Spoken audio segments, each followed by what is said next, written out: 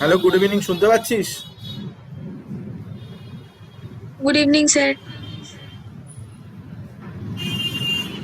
শুনতে পাচ্ছিস তো? হ্যাঁ স্যার। আচ্ছা, ঠিক আছে।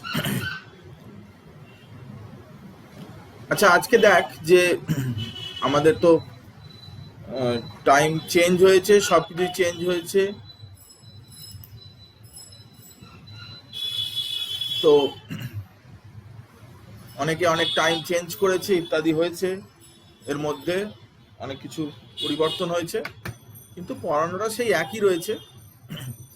যারা অনলাইন ক্লাস করছে করছে, অফলাইনে কয়েকজন আসবে বলেছিল, কিন্তু তারা অনলাইনেই আপাতত করতে চাইছে। পরের সপ্তাহে দেখা যাবে আপাতত। তো দেখ, আজকে আমাদের প্রথম যেটা কাজ হবে সেটা হচ্ছে যে 13 নম্বর গ্রুপ যেটা, সেই গ্রুপের কেমিস্ট্রিটা আগে কমপ্লিট করা। কারণ এটা আমাদের পড়ানো হয়নি সিলেবাসের মধ্যে। তারপরে আমরা কেমিক্যাল বন্ডে ফ্যাজান্স রুলটা রিভিশন মারব। তো ফার্স্ট আমরা 13 নম্বর যে গ্রুপ, সেই 13 নম্বর গ্রুপ সম্পর্কে ডিসকাস করছি। এটা গুরুত্বপূর্ণ। দাঁড়া, জানলাটা বন্ধ করে দিয়ে, আওয়াজ আসছে রাস্তা থেকে, গাদা গুচ্ছের আওয়াজ আসছে।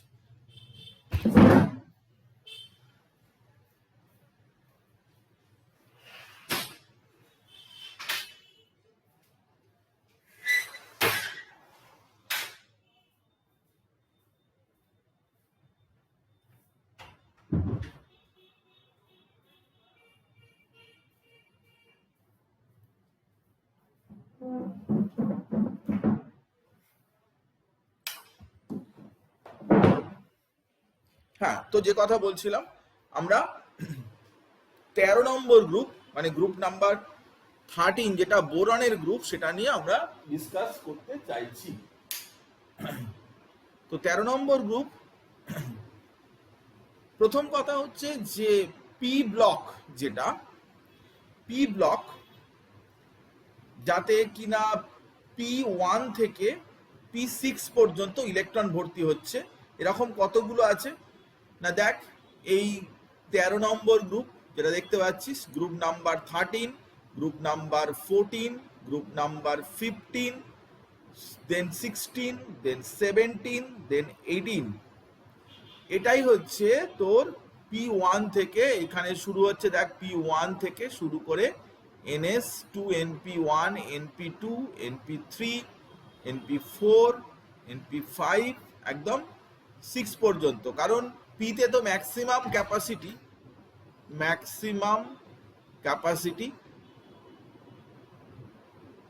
ক্যাপাসিটি ইন পি, সেটা কত না?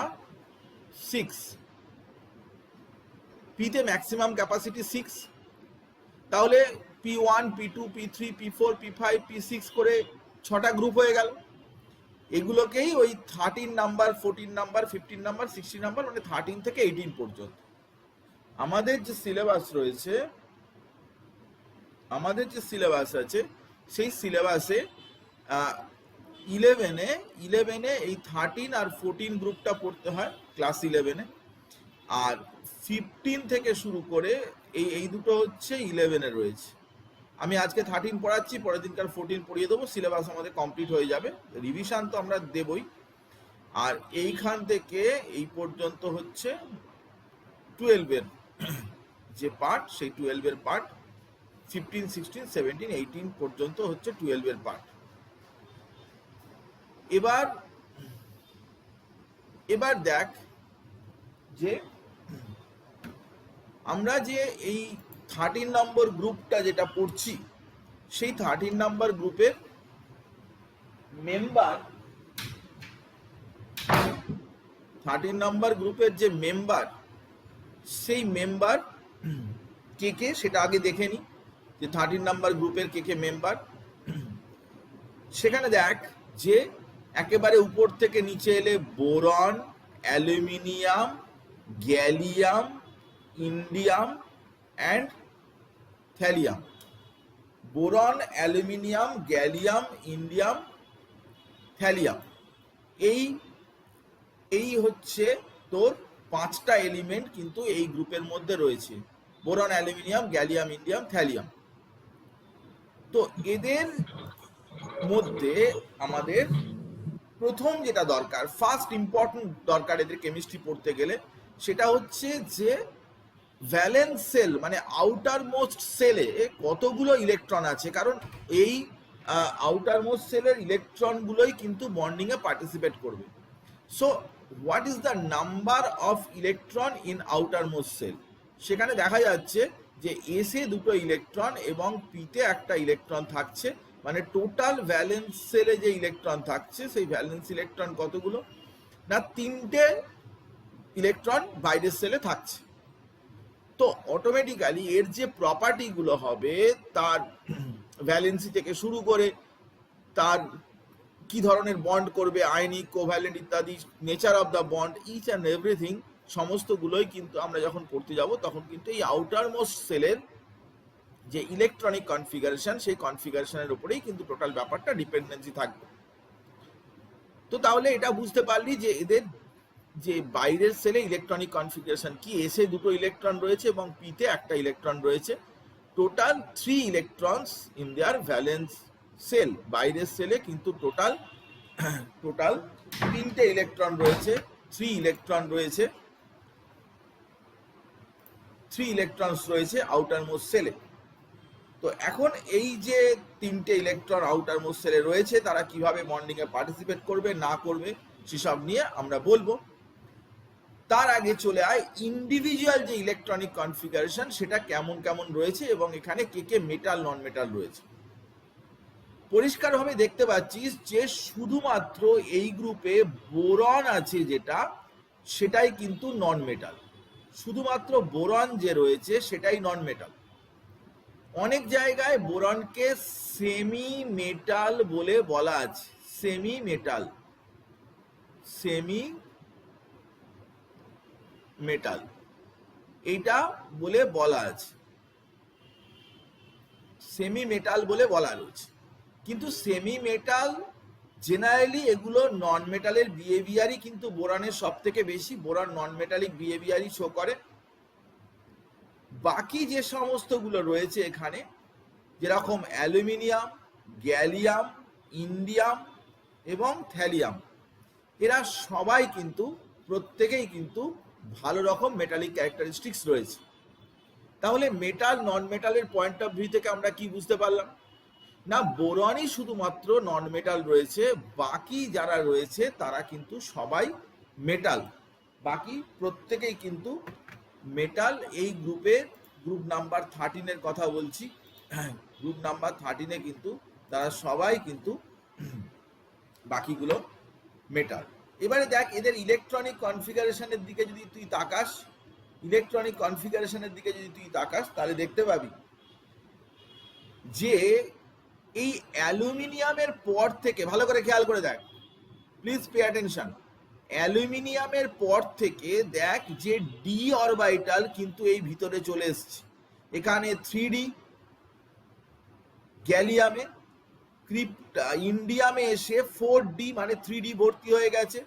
এখানে আবার 4F 5D, তারপরে বাইরের সেলটা একই রকমের, 2s2 2p2 3s2 3p2 4s2 4p1 4s2 4p1 বা 5s2 5p1 বা 6s2 6p1 ইত্যাদি ইত্যাদি হয়েছে। বাইরের সেলটা একই টাইপের রয়েছে, কিন্তু ঘটনাটা যেটা সেটা হচ্ছে যে ইনার কিছু কিছু সেল সেই সেলগুলো কিন্তু ভর্তি হয়েছে ডি বা এফ ইলেকট্রন দিয়ে। এই ডি বা এফ ইলেকট্রন দিয়ে ভর্তি হওয়ার সাথে সাথে তাদের কিছু কিছু নেচার চেঞ্জ হবে, সেগুলো আমি তোকে বলবো যে কি কি নেচার তাদের চেঞ্জ হবে। খুব ইন্টারেস্টিং ব্যাপার, আমার সাথে থাক, শুনতে থাক, তাহলে ব্যাপারটা বুঝতে পারবি। তো প্রথমেই আমরা ইলেকট্রনিক কনফিগারেশনটা দেখলাম যে এরকম এখন ইলেকট্রনিক কনফিগারেশন থাকে।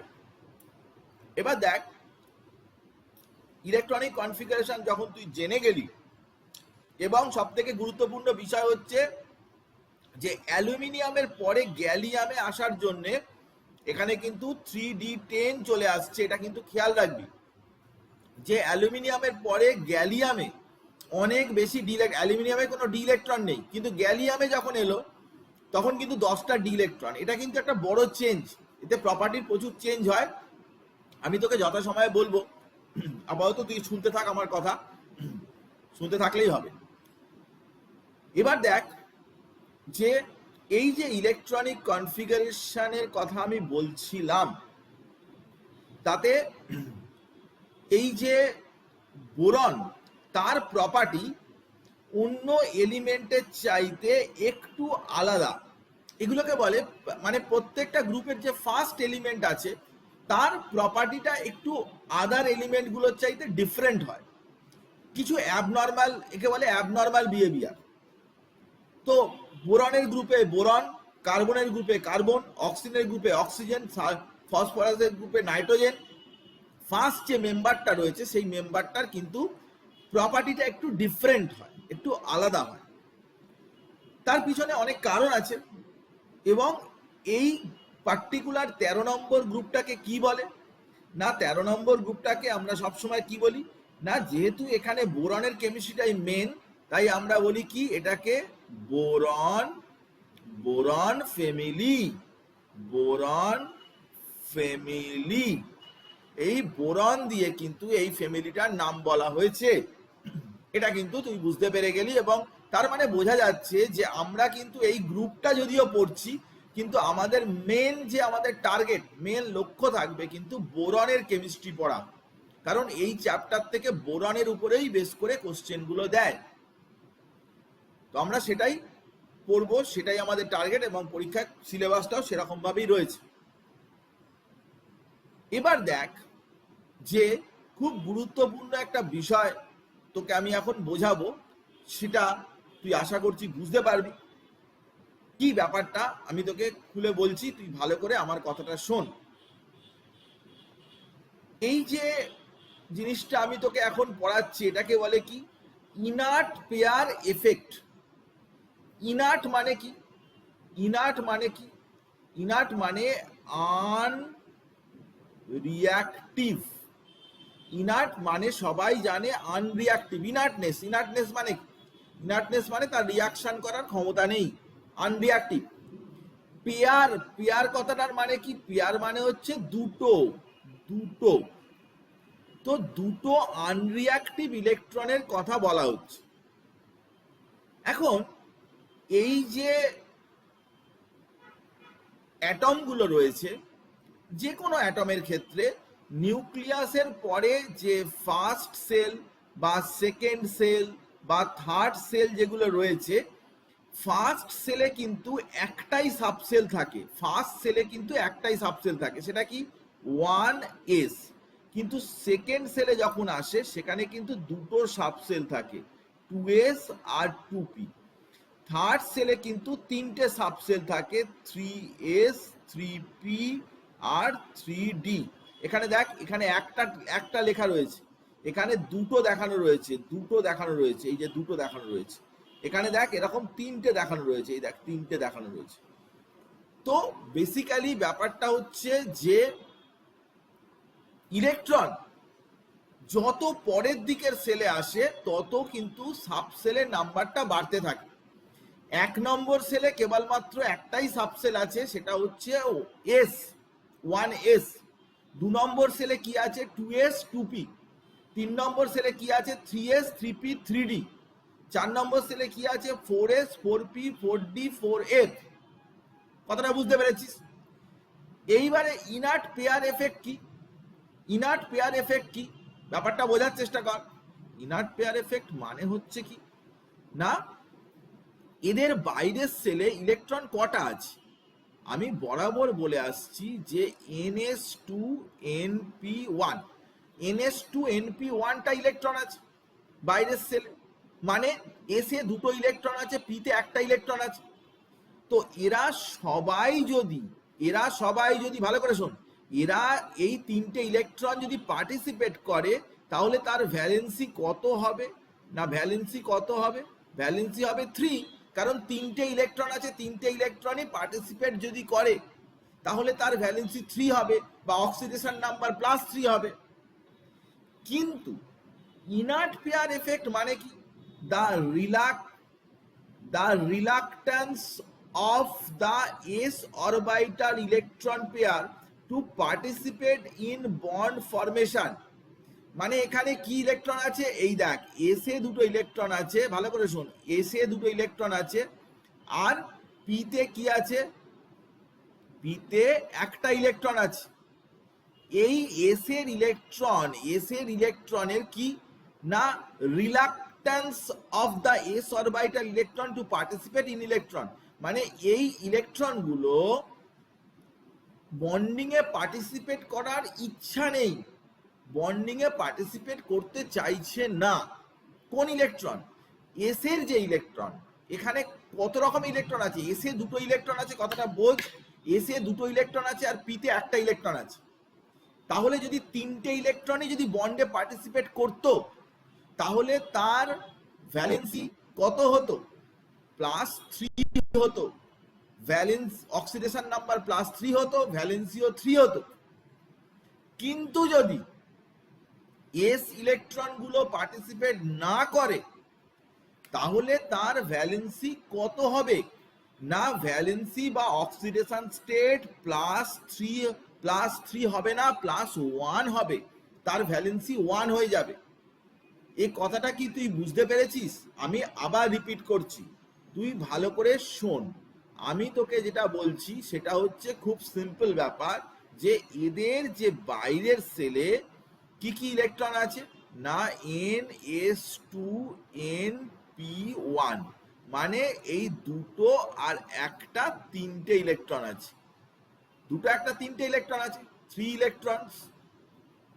এই ইলেকট্রন গুলো যদি তিনজনেই পার্টিসিপেট করে, তাহলে ভ্যালেন্সি 3 হবে, অক্সিডেশন নাম্বার +3 হবে। কিন্তু যদি কেউ বলে যে NS2NP1 এর মধ্যে এরা পার্টিসিপেট করবে না, এরা কি করবে না? পার্টিসিপেট করবে না, তাহলে শুধু কে পার্টিসিপেট করবে? এইটাই, দিস ক্যান পার্টিসিপেট। তাহলে ভ্যালেন্সি তখন কি হবে? ভ্যালেন্সি তখন 1 বা অক্সিডেশন নাম্বার +1 হবে। এখন প্রশ্ন হচ্ছে যে কেন পার্টিসিপেট করবে না? পার্টিসিপেট না করার কারণটা কি? এরা পার্টিসিপেট কেন করতে চাইছে না? এখানেই তো গুরুত্বপূর্ণ বিষয়, যে এস এর ইলেকট্রন গুলো কেন বন্ডিং এ পার্টিসিপেট করবে না। এখানে বলা আছে যে যত উপর থেকে নিচে নামতে থাকে, তত এস এর ইলেকট্রন গুলো পার্টিসিপেট করার টেন্ডেন্সি কি হতে থাকে? কমতে থাকে। পার্টিসিপেট করতে চাইছেন, কমতে থাকে। কেন কমতে থাকে? না দেখ, ভালো করে একটা জিনিস বোঝার চেষ্টা কর। আমি তোকে কি বলেছি না, উপর থেকে নিচে এলে গ্যালিয়ামে কি হয় না 3D10 আছে, ইন্ডিয়ামে কি আছে 4D10 আছে, থ্যালিয়ামে কি আছে 4F14 আছে, 5D10 আছে। এই ডি বা এফ ইলেকট্রনকে কি বলে? ডি বা এফ ইলেকট্রনকে বলে কি? Poor shielding effect. Poor shielding effect মানে কি? এটা নিউক্লিয়াস, আর এটা ধর ডি এর ইলেকট্রন, এটা ধর এফ এর ইলেকট্রন, এটা ধর বাইরের যে এস এর ইলেকট্রন, আর এনপি আছে। তো ডি ইলেকট্রন বা এফ ইলেকট্রন যদি ভেতরে থাকে, এদেরকে বলে কি? Poor shielding. পুওর শিল্ডিং মানে কি? তারা যে নিউক্লিয়ার চার্জ আছে, সেই নিউক্লিয়ার চার্জকে আটকাতে পারে না। পুওর শিল্ডিং মানে নিউক্লিয়ার চার্জকে কভার করতে পারে না, নিউক্লিয়ার চার্জকে কোনোভাবে আটকাতে পারে না। তো নিউক্লিয়ার চার্জকে যদি আটকাতে না পারে, তখন নিউক্লিয়ার চার্জ কি হয়ে যাবে না একেবারে বাইরের সেলের ওপর গিয়ে পড়বে, বাইরের সেলকে টেনে ভিতরের দিকে ঢুকিয়ে দেবে। তখন আর ওরা বন্ডিং এ পার্টিসিপেট করতে পারবে না। তো যত উপর থেকে নিচে নামা যায়, তত ডি বা এফ ইলেকট্রনের সংখ্যা বাড়তে থাকে। It increases the number of D and F electrons, and as a result, এর ফলে কি হচ্ছে না, বাইরের সেলের ওপরে যে অ্যাট্রাকটিভ ফোর্সটা সেটা বেশি গিয়ে পড়ছে, কারণ ভিতরের ইলেকট্রনগুলো যদি ডি বা এফ হয় তারা নিউক্লিয়ার চার্জকে আটকাতে পারছে না, নিউক্লিয়ার চার্জ ইলেকট্রনের ওপরে গিয়ে পড়ছে এবং ইলেকট্রনকে টেনে ভিতরের দিকে ঢুকিয়ে নিচ্ছে, তাদেরকে রিয়াকশনে পার্টিসিপেট করতে দিচ্ছে না। That's why it is known as inert pair effect. সেটা উপর থেকে নিচে গেলে উপরের দিকে হয়তো বোরনের 3 ভ্যালেন্সি হয়, কিন্তু থ্যালিয়ামে গিয়ে কিন্তু তার ভ্যালেন্সি কত হয়? 1 হয়, কারণ বোরনে কোনো ডি ইলেকট্রন নেই।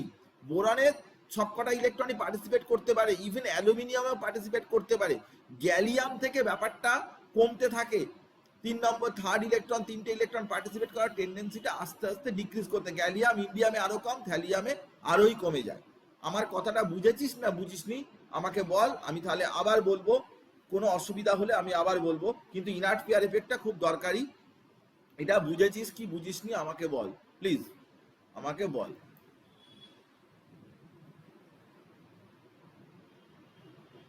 পরমা তুই দেখ, তোর নেটওয়ার্কের প্রবলেম হচ্ছে, পরমা তোর নেটওয়ার্কের প্রবলেম আছে,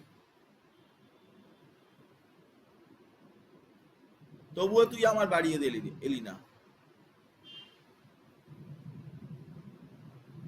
তুই তো আসতে পারতিস, বলেছিলিস আসবি।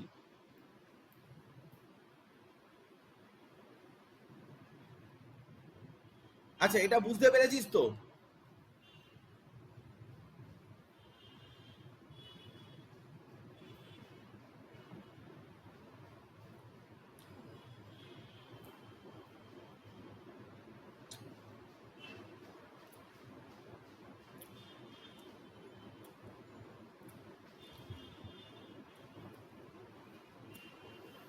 আচ্ছা, তো কেউ কিছু বলছিস না, ধরে নিলাম বুঝেছিস। তো এখানে দেখ, যে বোরন থেকে boron, aluminium, gallium, indium, thallium, stability of +1 oxidation state increases. Stability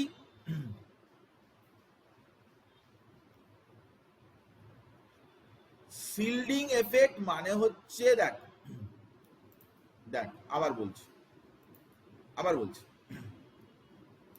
দেখ আমি যেটা বলতে চাইছি, কথাটা আমার ভালো করে শুন। নিউক্লিয়াসে পজিটিভ চার্জ আছে, এর বাইরে এগুলোতে কি আছে না ইলেকট্রন আছে, মানে নেগেটিভ চার্জ আছে। বিভিন্ন সেলে বিভিন্ন রকমের ইলেকট্রন আছে। এবারে বাইরের সেলটায় হয়তো NS2 আর তারপরে NP1, বাইরের সেলটা এরকম আছে। না, আমি তোর অডিও শুনতে পাচ্ছি না, আমি ইনফ্যাক্ট কারোরই অডিওটা শুনতে পাচ্ছি না, কেন জানি না। আমি কেউ বলছে কিনা আমি জানি না, আমি কারোর অডিও, কারোর কথা শুনতে পাচ্ছি না, আমি তো কারোর কথা শুনতে পাচ্ছি না। Hello sir. এনিওয়ে, আমি বলে দিচ্ছি সিনলিং ব্যাপারটা কি। স্যার শুনতে পাচ্ছেন? তো এই যে পজিটিভ চার্জ, এই পজিটিভ চার্জকে কি করে না ইলেকট্রনগুলো সিল্ড করে মানে কি ঢাকা দেয়া, কভার করা। পজিটিভ চার্জ আসছে, ইলেকট্রনগুলো কি করবে না, এখানে ইলেকট্রন আছে, ইলেকট্রন ক্যান কভার, ইলেকট্রনগুলো কি করবে আটকাবে, ওকে সিল্ড করবে, স্ক্রিনের মতো আটকে দেবে। But if the electrons are present in d and f orbital, d and f orbital electron যদি হয়, তখন they can't screen the nuclear charge properly. তারা নিউক্লিয়ার চার্জকে প্রপারলি স্ক্রিন করতে পারে না। ডি বা এফ অরবাইটালে যদি ইলেকট্রন থাকে, নিউক্লিয়ার চার্জকে আটকাতে পারে না। ধর এখানে ডি অরবাইটাল আছে বা এফ অরবাইটাল আছে, এই যে ইলেকট্রনগুলো, এই ইলেকট্রনগুলো নিউক্লিয়ার চার্জকে আটকাতে পারবে না, ভালোভাবে আটকাতে পারবে না। ফলে excess amount of nuclear charge কোথায় গিয়ে পড়বে? না, excess amount of nuclear charge গিয়ে পড়বে বাইরের সেলের উপরে।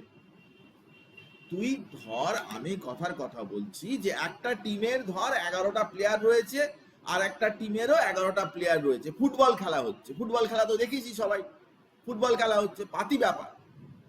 ফুটবল খেলার সময় একটা টিমের প্লেয়াররা হয়তো বল নিয়ে এগিয়ে আসছে, এবারে আর একটা টিমের প্লেয়াররা রয়েছে, তারা কি করছে? স্ক্রিন করছে, মানে ধরে নে ওদেরকে আটকানোর চেষ্টা করছে। যদি দেখা যায় যে প্রপারলি আটকাতে না পারে, ওদের প্লেয়ারকে যদি প্রপারলি আটকাতে না পারে, তাহলে কার উপরে চাপটা গিয়ে পড়বে? যে গোলকিপার আছে, তোদের টিমের যে গোলকিপার আছে তার উপরে অনেক প্লেয়ারের প্রেসার গিয়ে পড়বে, কারণ অনেক প্লেয়ারকেই তোদের প্লেয়াররা আটকাতে পারছে না। তো পুয়ার শিল্ডিং এফেক্ট মানে এরকমই, যে একজনের নিউক্লিয়ার চার্জ, একটা অ্যাটমের, সে নিউক্লিয়ার চার্জটা ইলেকট্রনের দিকে এগিয়ে আসছে। এবার ইলেকট্রন কি করছে? না কাভার করছে, আটকাচ্ছে। ইলেকট্রন যত আটকে দেবে গোলকিপারের উপরে চার্জ প্রেসারটা কম পড়বে। গোলকিপার মানে কি? আউটার মোস্ট সেলের ইলেকট্রন। গোলকিপারটাকে ধর আউটার মোস্ট সেল ইলেকট্রন। তো যদি প্লেয়ার তোর ভালো হয় তাহলে কি করবে? না ভালোভাবে আটকাবে, ভালোভাবে আটকালে গোলকিপারের উপরে চাপ পড়বে না। কিন্তু যদি প্লেয়ারগুলো ডি বা এফ ইলেকট্রন টাইপের প্লেয়ার হয়, they can properly screen the nuclear charge, তারা নিউক্লিয়ার চার্জকে প্রপারলি স্ক্রিন করতে পারবে না। ফলে এক্সেস অ্যামাউন্ট চার্জ, প্রচুর প্লেয়ারগুলো হু করে তোদের টিমের দিকে চলে আসবে। ফলে কি হবে? না আউটার মোস্ট সেলের ইলেকট্রনের উপরে একটা বেশি চার্জ গিয়ে পড়বে। আউটার মোস্ট সেলের ইলেকট্রনকে বন্ডে টেক পার্ট করতে দেবে না। বন্ডে পার্টিসিপেট করতে গেলে ফ্রি হতে হয়, একজনের থেকে ইলেকট্রন ট্রানজিশন করতে হয়, উপরে তুলতে হয়, পেয়ার আপ করতে হয়, এইসব করতে হয়। কিন্তু নিউক্লিয়ার যদি একে টেনে ধরে রাখে তাহলে কি হবে? বাবা মায়ের শাসনের মধ্যে যদি থাকে ছেলে মেয়ে, কি হবে? সে বাইরে এদিক সেদিক করতে পারবে না।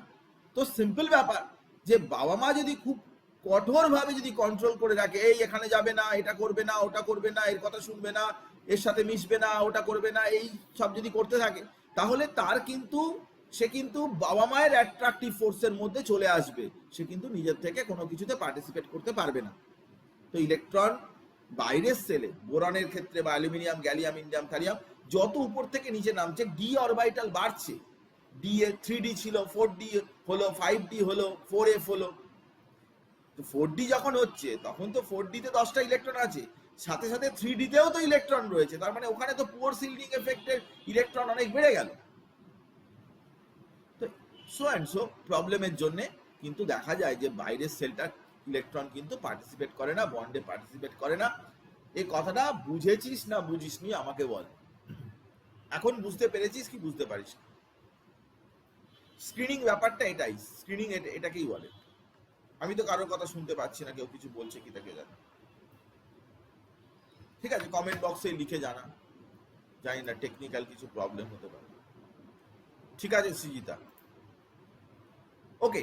তো আমরা যেটা বলতে চাইলাম, বাকি কথা হচ্ছে যে উপরের দিকের যে সেল, সেখানে কিন্তু দেখ যে এস এর যে ইলেকট্রন, সেই ইলেকট্রন কিন্তু বন্ডে পার্টিসিপেট করতে পারছে না ভালোভাবে।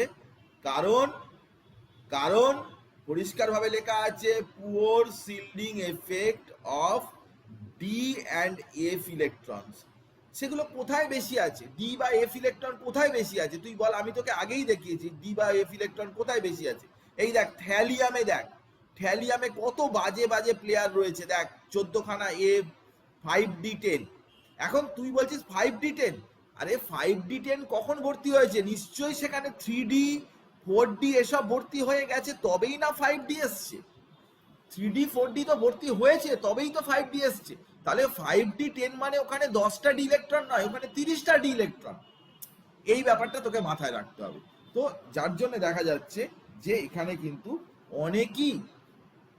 অনেকই থ্যালিয়ামের ক্ষেত্রে এই বাইরের সেলের উপরে কিন্তু চাপটা অনেক বেশি, এবং যার জন্যে আমরা এই কথা বলছি যে থ্যালিয়াম কিন্তু অনেক বেশি তার বাইরের সেলের উপরে প্রেসার গিয়ে পড়ছে, এবং থ্যালিয়ামের ভ্যালেন্সি কখনো কিন্তু 3 হয় না।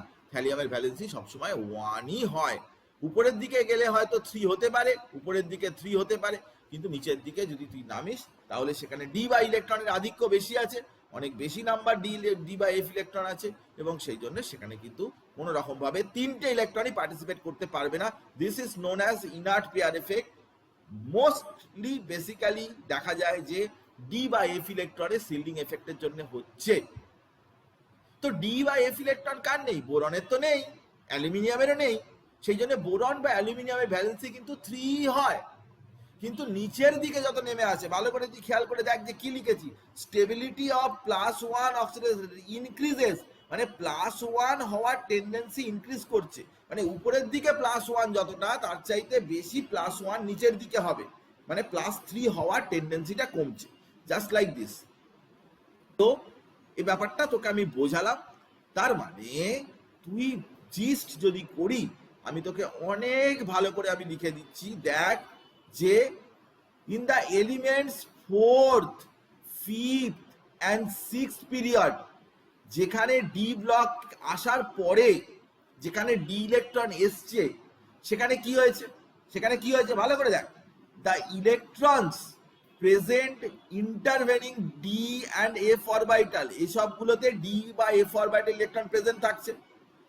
Do not shield the s electrons of the valence shell effectively, s ইলেকট্রনকে বাঁচাতে পারছে না, s ইলেকট্রনকে শিল্ড করে বাঁচাতে পারছে না, অন্যকে ডাকাত এসছে, তো গার্ডগুলো বাঁচাতে পারছে না, কারণ গার্ডগুলো খুবই বাজে, ডি বা এফ ইলেকট্রনের টাইপের গার্ড।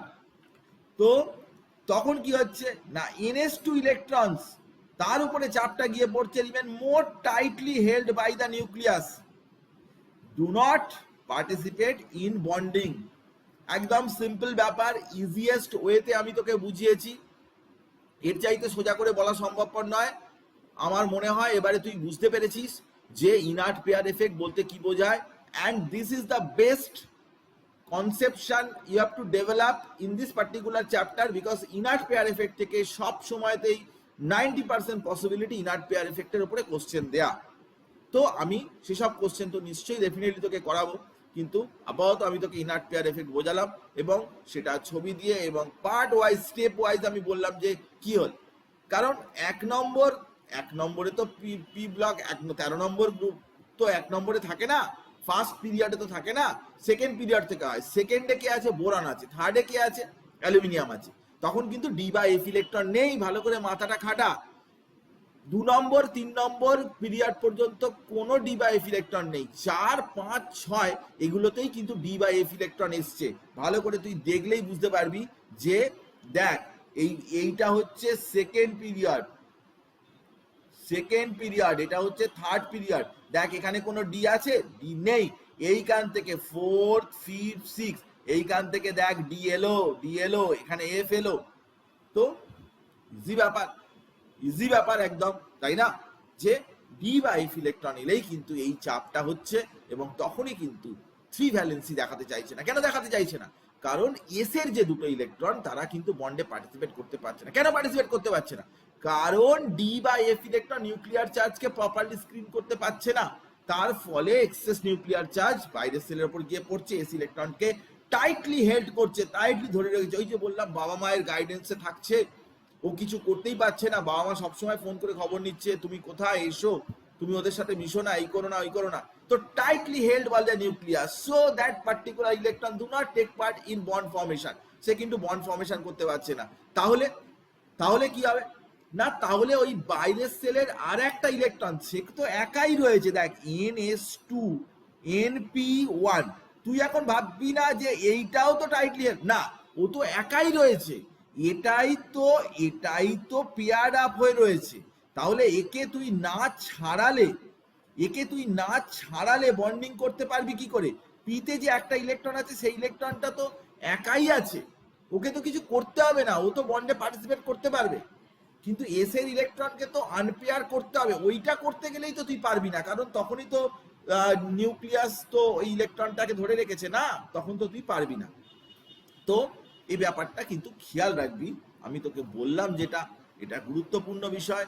ইনার্ট পেয়ার এফেক্টটা অনেকগুলো ছবি দিয়ে, অনেকগুলো বক্তব্য রেখে, কালারফুল করে আমি তোকে বোঝাবার চেষ্টা করেছি, because this is very very important for this chapter. এইখানে কিন্তু ভীষণ ভীষণ ইম্পর্টেন্ট এই চ্যাপ্টারের ক্ষেত্রে। আমি আগে যাচ্ছি, দেখ এরপর দেখ আমরা যদি অক্সিডেশন স্টেট গুলোকে লিখি,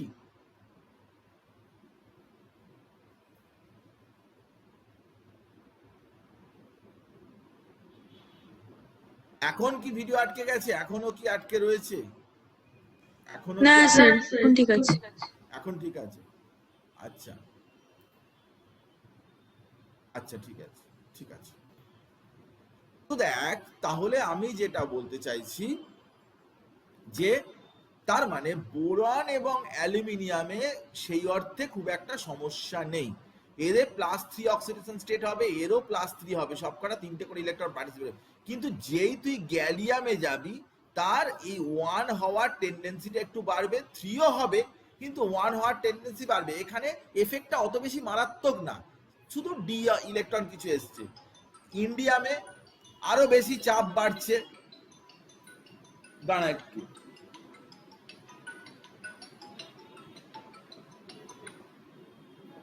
হ্যালো,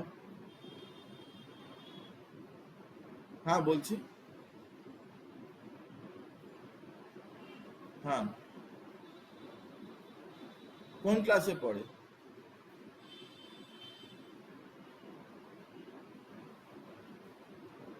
আচ্ছা, মানে 12-এ হবে আর কি, 12-এ পড়ে।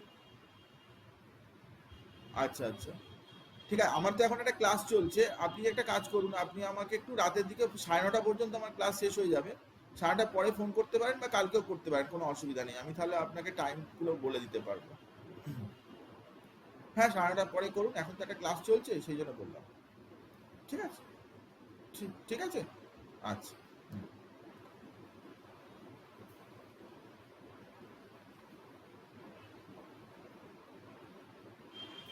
তো ইন্ডিয়ামে +1 +3 দুটোই হবে, থ্যালিয়ামেও +1 হবে, +3 প্রায় হবে না বললেই চলে। +3 প্রায় হওয়ার টেন্ডেন্সি খুবই কম, এক্সেপশনালি বেশি পরিমাণে হবে, কিন্তু +1ই এখানে হবে থ্যালিয়ামের ক্ষেত্রে, কারণ 14টা এফ ইলেকট্রন এবং 30টা ডি ইলেকট্রনের চাপ কিন্তু থ্যালিয়ামের ক্ষেত্রে রয়েছে। তো এই টোটাল বিষয়টা আমি তোকে বললাম, এবং এটা ইনার্ট পেয়ার এফেক্ট বলে, এবং ইনার্ট পেয়ার এফেক্টের জন্য এই সমস্ত ঘটনাবলী চলে আসে, ঘটতে থাকে। এখন সেটা হলে কি হবে? তুই এখন বলবি যে ইনার্ট পেয়ার হয়েছে, বেশ করেছে, ভালো হয়েছে, আপনি জানতো ইনার্ট পেয়ার এফেক্ট হয়েছে তো কি হয়েছে? না, এরকম বলতে নেই। ব্যাপারটা কি না, ইনার্ট পেয়ার এফেক্ট হলে আরো বেশ কিছু ঘটনাবলী তার সাথে সাথে কোরিলেটেড হয়ে যায়। যেরকম কি না, তুই একটা জিনিস চিন্তা কর যে থ্যালিয়াম +1 এটা হওয়াটা ভালো না খারাপ? ভালো। মানে কি, এটা স্টেবল, থ্যালিয়াম +1 স্টেবল, কোনো কথা হবে না এটা নিয়ে। থ্যালিয়াম +1 স্টেবল, এটা নিয়ে কোনো কথা হবে না, কারণ থ্যালিয়াম নিচে আছে, অনেক নিচের দিকে রয়েছে। নিচের দিকে থাকলে +3 হয় না, +1ই হয়। এবারে তোকে ফাটাক্সে জিজ্ঞাসা করলো, বলো তো থ্যালিয়াম +3 অক্সিডাইজিং এজেন্ট না রিডিউসিং এজেন্ট? অক্সিডাইজিং এজেন্ট না রিডিউসিং এজেন্ট, তুমি বলো। তখন তুই কি করবি? অক্সিডাইজিং এজেন্ট না রিডিউসিং এজেন্ট, কি বলো? এবারে দেখ, থ্যালিয়াম +3 তো থাকতে চায় না, থ্যালিয়াম +3 তো হতে চায় না। তাহলে থ্যালিয়াম +3 কি করবে? সে দুটো ইলেকট্রন খেয়ে সে থ্যালিয়াম +1 হতে চাইবে, থ্যালিয়াম +3 থাকতে চাইবে না। Thallium +3 unstable. তাহলে থ্যালিয়াম +3 যদি কেউ বানায়, তাহলে পর মুহূর্তেই সে কি লক্ষ্য করবে? যে থ্যালিয়াম +3 দুটো ইলেকট্রন খেয়ে নিয়ে থ্যালিয়াম +1-এ কনভার্ট হয়ে যাচ্ছে। তো যে নিজে ইলেকট্রন খায়, যে নিজে রিডিউস, ইলেকট্রন খাওয়া মানে কি, ইলেকট্রন খাওয়া মানে কি, রিডিউসড হওয়া, নিজে রিডিউসড হচ্ছে, তার মানে সে কি হবে, সে হবে অক্সিডাইজিং এজেন্ট। তো থ্যালিয়াম প্লাস 3 কেন অক্সিডাইজিং এজেন্ট, সেটার প্রশ্নের উত্তর কিন্তু তোকে এখানে থেকে পেয়ে যাবি। আমি আবার বলছি, রিপিট করছি, ভালো করে তুই শোন। তোকে আমি আবারও বলছি, এই প্রশ্নের উত্তর, এটা অনেকবার প্রশ্নটা দিয়েছে যে থ্যালিয়াম প্লাস 3, দেখ দেখ প্লিজ মন দে, থ্যালিয়াম প্লাস 3 এটা oxidising agent or reducing agent, reducing agent. তো এটা কেন বলছি না, এখানে থ্যালিয়াম প্লাস 3 যখন আমরা দেখছি, boron, aluminium, gallium, indium, thallium, তো এইখানে প্লাস 3 অক্সিডেশন স্টেট ভালো, কিন্তু এইখানে প্লাস 1টাই ভালো, প্লাস 1টাই এখানে ভালো, এই জায়গাটা প্লাস 1টা ভালো। তো প্লাস 1টা যেহেতু এখানে ভালো, তাই কেউ যদি প্লাস 3 করে রাখে, তাহলে সে কি চাইবে, সে চাইবে থ্যালিয়াম প্লাস 1 যেটা ভালো, যেটা স্টেবল, সেদিকে যেতে। তো প্লাস 3 থেকে প্লাস 1 যেতে গেলে কি করতে হবে, তাকে দুটো ইলেকট্রন খেতে হবে, দুটো ইলেকট্রন নিতে হবে। তো দুটো ইলেকট্রন যদি নেয়, থ্যালিয়াম প্লাস 3 যদি দুটো ইলেকট্রন সে নেয়, টেক আপ করে, তাহলে কি হলো, দুটো ইলেকট্রন যদি সে নিল, তো সেটা কিন্তু সম্পূর্ণভাবে সে নিজে রিডিউসড হলো, ইটসেলফ রিডিউসড হলো, সে নিজে রিডিউসড হলো। তার মানে সে কি এজেন্ট হলো, সে নিজে কি হলো, অক্সিডাইজিং এজেন্ট হলো। আমার কথা বুঝেছিস না বুঝিসনি, আমার কথা বুঝতে পেরেছিস কি বুঝতে পারিসনি? Thallium plus 3 is an oxidising agent.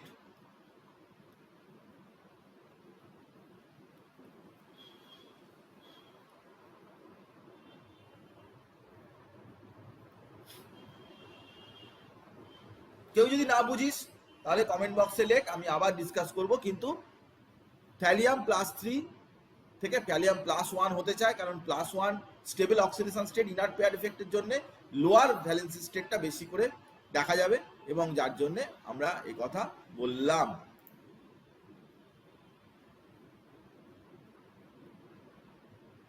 তোদের কোনো কথা আমি শুনতে পাচ্ছি না, কিন্তু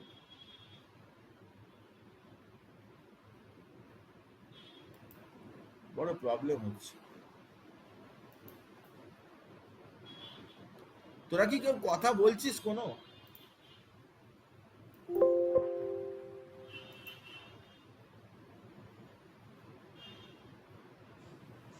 হ্যালো স্যার। শুনতে পাচ্ছেন? হ্যাঁ শুনতে পাচ্ছি। তাহলে এতক্ষণ ধরে কিছুই কারো কথা কেউ বলছিলিস না আর কি কথা, তাই তো? কেউ বলছিলিস না স্যার, বলছিলাম তো। বলছিলিস, তাহলে এখন শুনতে পাচ্ছি। হ্যাঁ স্যার, আমি অনেকক্ষণ ধরে বলছি, আপনি শুনতে পাচ্ছেন না। আচ্ছা, হ্যাঁ আমি এই এক্ষুনি বললি এটা শুনতে পেলাম, কিন্তু প্রিভিয়াসলি শুনতে পাচ্ছিলাম না। এনিওয়ে, তো এবারে অ্যাটমিক রেডিয়াস খুব গুরুত্বপূর্ণ একটা চ্যাপ্টার, গ্রুপ 13 খুব গুরুত্বপূর্ণ, ইম্পর্টেন্ট। দেখ যে রেডিয়াস, আমরা পিরিয়ড টেবিলে কি পড়েছি, পিরিয়ডিক টেবিলে উপর থেকে যখন আমরা নিচে যাই, as we move down the group, উপর থেকে যদি আমরা নিচে যাই, তাহলে সাইজটা কি হয়, সাইজটা নর্মালি ইনক্রিজ করে।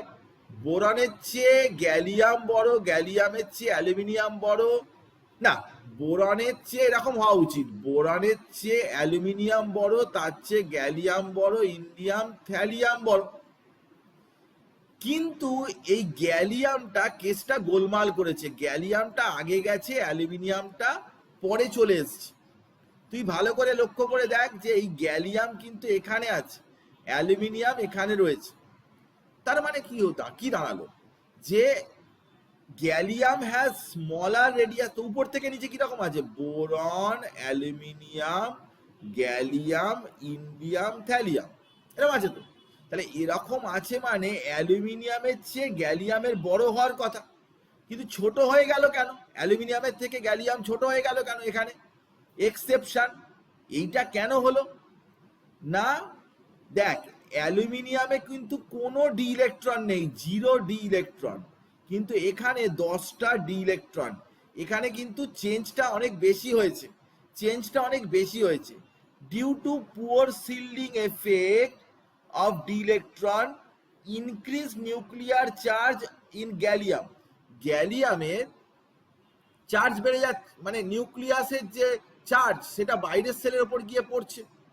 বাইরের সেলকে যদি টেনে ভিতরের দিকে ঢুকিয়ে দেয় তাহলে তার সাইজটা ছোট হয়ে যাবে। তুই বলবি যে পরের দিকে তো গেলে আরো অ্যালুমিনিয়ামের, গ্যালিয়ামের পরের দিকে গেলে তো আরো ডি অরবিট, ডি ইলেকট্রন থাকছে। কিন্তু কি বলতো, অ্যালুমিনিয়ামের সাথে গ্যালিয়ামের চেঞ্জটা বেশি। অ্যালুমিনিয়ামে কোনো ডি ইলেকট্রন ছিল না, কিন্তু গ্যালিয়ামে 10টা ডি ইলেকট্রন চলে এলো। এর ফলে চেঞ্জটা যেহেতু বেশি, সেই কারণে ওখানে এফেক্টটাও অনেক বেশি। বাকিগুলোতে হয়তো রেডিয়াসের চেঞ্জটা কমে যায়, কিন্তু উল্টো হয়ে যায় না যে রেডিয়াস একদম উপর থেকে নিচে কমে গেল, এরকম হয় না। গ্যালিয়ামের ক্ষেত্রেই এই ব্যাপারটা ঘটে। এটা আমি তোকে বলে রাখলাম, এবং এটাও কিন্তু ইম্পর্টেন্ট যে গ্যালিয়ামের সাইজ কিন্তু অ্যালুমিনিয়ামের চাইতে ছোট। তার কারণ পুয়ার শিল্ডিং এফেক্ট যুক্ত ডি ইলেকট্রনের জন্যই কিন্তু এই ব্যাপারটা ঘটে। পুয়ার শিল্ডিং এফেক্টের ডি ইলেকট্রনের জন্যই কিন্তু এই টোটাল ব্যাপারটা হয়। এখানে যাবতীয় কিছু এক্সপ্লানেশনের, যাবতীয় এক্সেপশনের যে এক্সপ্লানেশন, সেই এক্সপ্লানেশনগুলো কিন্তু সবই এই পুয়ার শিল্ডিং এফেক্টের ডি ইলেকট্রনের রিলেটেড ব্যাপার স্যাপারগুলোর ওপরে বেস করে। আমরা এবার চলে আসছি যে এই যে পার্টিকুলার গ্রুপের কিছু কেমিক্যাল রিয়াকশন নিয়ে আলোচনা করতে। তো কেমিক্যাল রিয়াকশন নিয়ে যদি আমরা আলোচনা করি, তাহলে এখানে যে এলিমেন্টগুলো আছে, কথাটা ভালো করে শুন। আমি শর্টকাট করেছি তোর জন্যে, যে যাতে করে তুই তাড়াতাড়ি করে ফেলতে পারিস। সেই শর্টকাটটা কিরকম না, অক্সিজেনের সাথে এরা কেমন ভাবে রিয়াকশন করে, রিয়াকশন উইথ অক্সিজেন। তো এখানে ই বলে লেখা আছে। ই মানে কি? ই মানে হচ্ছে যে সবাইকেই একসাথে আমরা ই বলে ধরছি। Boron, aluminium, gallium, indium, thallium, এগুলোকে যদি তুই ই বলে ধরিস, ই বলে লিখিস, তাহলে অক্সিজেনের সাথে হিট করলে রিয়াকশন করবে এবং E2O3 এই কম্পাউন্ডটা তৈরি হবে। তো আলাদা আলাদা করে পড়ার দরকার নেই। নেচারটা যদি ডিফারেন্ট হয় তাহলে সেটা আলাদা করে পড়ে নিচ্ছি, কিন্তু আলাদা আলাদা করে এভাবে পড়ার কোনো প্রয়োজন নেই। বোরান হলে B2O3, বোরান হলে এখানে B2O3, বোরান হলে অ্যালুমিনিয়াম হলে Al2O3, বোরান হলে দেখ বোরান B2O3, aluminium Al2O3, gallium Ga2O3, indium In2O3, thallium Tl2O3। তো সবগুলোই কিন্তু এরকম। তবে হ্যাঁ, একটা বিষয় তোকে মনে রাখতে হবে যে একমাত্র এই গ্রুপের যে অক্সাইড, কেন এত ইন্টারেস্টিং এই গ্রুপটা, ব্যাপারটা বুঝতেই পারছিস। এখানে কিন্তু অক্সাইড গুলোর যে ক্যারেক্টারিস্টিক্স, এটা অ্যাসিডিক। B2O3 হচ্ছে অ্যাসিডিক, Al2O3 বা গ্যালিয়াম অক্সাইড এগুলো কিন্তু অ্যাম্ফোটেরিক। অ্যাম্ফোটেরিক মানে নিশ্চয়ই বুঝিস যে both acidic and basic character, amphoteric. আর ইন্ডিয়াম আর থ্যালিয়ামের অক্সাইড হচ্ছে বেসিক। তার মানে একটা জিনিস বোঝার চেষ্টা কর যে একই গ্রুপে একটা এলিমেন্টের অক্সাইড অ্যাসিডিক, কয়েকটা এলিমেন্টের অক্সাইড মানে অ্যাম্ফোটেরিক, আবার কেউ বেসিক। তো এই জন্যে এটা কিন্তু সব রকম ভ্যারাইটি তুই দেখতে পাচ্ছিস, তো অ্যালুমিনিয়ামের উপরে বেশিরভাগ সময় অক্সিজেনের রিয়াকশন করিয়ে একটা প্রোটেক্টিভ লেয়ার হয়। অ্যালুমিনিয়ামের ওয়েদারিং, অ্যালুমিনিয়াম অক্সিজেনের সাথে রিয়াকশন করে এবং একটা প্রোটেক্টিভ লেয়ার ফর্মেশন হয়। এই লেয়ারটা ওর উপরে, অ্যালুমিনিয়ামের ওপরে এই লেয়ারটা থেকে যায়, এরকম অ্যালুমিনিয়াম অক্সাইডের লেয়ারটা থেকে যায়, যেরকম তোকে দেখানো হয়েছে এরকম ধরনের লেয়ার তৈরি হয়। তো অক্সিজেনের সাথে সবাই অবভিয়াস রিয়াকশন করে এবং ক্যারেক্টারিস্টিক্স গুলো বললাম। চল, এই যে একজন অ্যাসিডিক বা এটা বোরনের যে অক্সাইড যে অ্যাসিডিক, সেটা তুই কি করে প্রুভ করবি, সেটা তুই কিভাবে বলবি? প্রথম কথা হচ্ছে যে অ্যাসিডিক যদি হয়, ধর কার্বন ডাই অক্সাইড কি ধরনের অক্সাইড, তোকে যদি কথা জিজ্ঞাসা করে যে কার্বন ডাই অক্সাইড কি ধরনের অক্সাইড বলো, তুই তখন কি করবি না, কার্বন ডাই অক্সাইডের সাথে জলের রিয়াকশন করিয়ে কার্বনিক অ্যাসিড তৈরি হবে, কার্বন ডাই অক্সাইডের সাথে জলের রিয়াকশন করে কার্বনিক অ্যাসিড তৈরি হবে। তো এটা একটা অ্যাসিড, তাই কার্বন ডাই অক্সাইড কি, carbon die oxide acidic. So simple. যদি ওতে জল দিলে অ্যাসিড প্রডিউসড হয় তাহলে অক্সাইডটা অ্যাসিডিক। তো বোরন ট্রাই অক্সাইড, তাতে জল দিয়েছি, কি পাচ্ছি দেখ, অর্থ বোরিক অ্যাসিড H3BO3 অর্থ বোরিক অ্যাসিড পাওয়া যাচ্ছে। তো তার মানে কি, বোরন ট্রাই অক্সাইডটা একটা কি, অ্যাসিডিক অক্সাইড। সিম্পল ব্যাপার। তো boron try oxide acidic oxide, এইভাবে বিষয়টাকে অ্যাসিডিক অক্সাইড বলা হলো। ইন্ডিয়াম বা থ্যালিয়াম ওরা জলের সাথে রিয়াকশন করে বেস দেবে, বা এরা জলের সাথে রিয়াকশন করে অ্যাসিড বেস দু রকমেই দিতে পারে, সেখানে অ্যাম্ফোটেরিক, এরা বেশি। এখানে আরো একটা কথা লেখা রয়েছে, এটা তুই মনে রাখবি, keep in mind, keep in mind, down the group the reactivity of boron family towards dioxygen increases।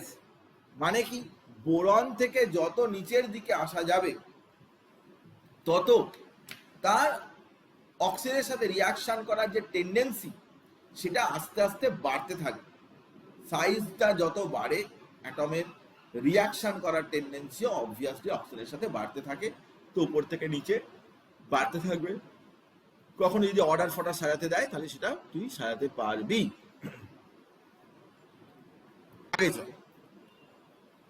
নাইট্রোজেনের সাথে কি রিয়াকশন করে, খুব ইন্টারেস্টিং, খুবই ইন্টারেস্টিং। নাইট্রোজেনের সাথে কি রিয়াকশন, এই নাইট্রোজেনের সাথে যে রিয়াকশনটা, সেটাতে কি হয় না, যে কোনো এই গ্রুপের এলিমেন্ট সে কিন্তু নাইট্রোজেনের সাথে রিয়াকশন করে এবং ইএন টাইপের কম্পাউন্ড তৈরি করে, যেরকম boron nitrite BN, aluminium nitrite LN. কিন্তু বোরন নাইট্রাইডের স্ট্রাকচারটা একটু কিরকম না, গ্রাফাইটের মতো, গ্রাফাইটের মতো তার স্ট্রাকচার। বোরন নাইট্রাইডের স্ট্রাকচারটা, স্যার আগের অর্ডারটা কি ওইটা ছিল ডাউন দ্য গ্রুপ? হ্যাঁ, ডাউন দ্য গ্রুপই তো হয়েছে, ডাউন দ্য গ্রুপই তো হয়েছে, ডাউন দ্য গ্রুপই হয়েছে। আচ্ছা, বোরন নাইট্রাইটটা কিভাবে থাকে? বোরন নাইট্রাইটটা থাকে Bn3, মানে এখানে কি বি, তারপরে এন, তারপরে বি, এরকম ভাবে B N B N B N, এই দেখ বি3, এই দেখ একটা দুটো তিনটে আর এই N3, B3N3, এরকম করে মাঝখানে অল্টারনেট ডাবল বন্ড এরকম করে করে থাকে। এরকম একটা জুড়লো আর একটা জুড়লো, এরকম এদের মধ্যে লেয়ার থাকে। তো এটা, এই স্ট্রাকচারটা কিন্তু কার মতো না, গ্রাফাইটের মতো। গ্রাফাইট এরকম স্ট্রাকচার, সেই জন্যে boron nitride is also called as inorganic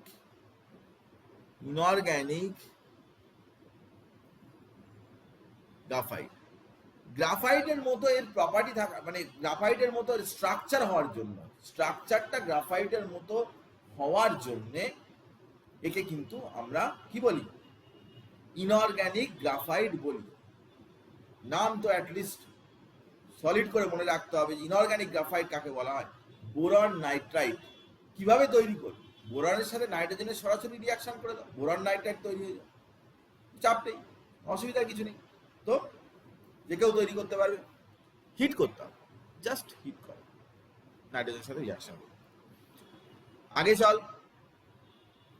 জলের সাথে রিয়াকশন, জলের সাথে রিয়াকশন কিভাবে করবে। দেখ, জলের সাথে রিয়াকশন বললেই বোরন কিন্তু not affected by water, boron কিন্তু জলের সাথে কোনো রকম কোনো রিয়াকশন করে না, ওয়াটারের সাথে আনঅ্যাফেক্টেড থাকে, জলের সাথে অর্ডিনারি কন্ডিশন। কিন্তু হিট ফিট করলে এসব করলে হয়, আমি তোকে বলছি। কিন্তু যখন when steam is passed over red hot বোরনের ওপর দিয়ে যখন স্টিম পাঠানো হয়, তখন বোরিক অ্যানাইড্রাইড বা B2O3 আর হাইড্রোজেন লিবারেট করে। স্টিম যখন তুই বোরনের সাথে স্টিম দিয়ে রিয়াকশন করাবি, তখন কিন্তু হাইড্রোজেন লিবারেট করবে। এই একই রিয়াকশন অ্যালুমিনিয়ামের সাথেও হয়, রেড হট কন্ডিশনে রিয়াকশন করতে হবে এবং L2O3 এবং হাইড্রোজেন এখান থেকে ডিভাইড করবে। তো তার মানে aluminium decomposes cold water if oxide layer is not present on its surface, only aluminium reacts with boiling water. দেখ, অ্যালুমিনিয়াম কিছু কিছু ক্ষেত্রে কোল্ড ওয়াটারের সাথেও রিয়াকশন করে না যে তা না, করে, কিন্তু ওর ওপরে কোনো প্রোটেক্টিভ লেয়ার থাকা চলবে না, শুধু অ্যালুমিনিয়ামটা বেরিয়ে থাকতে হবে।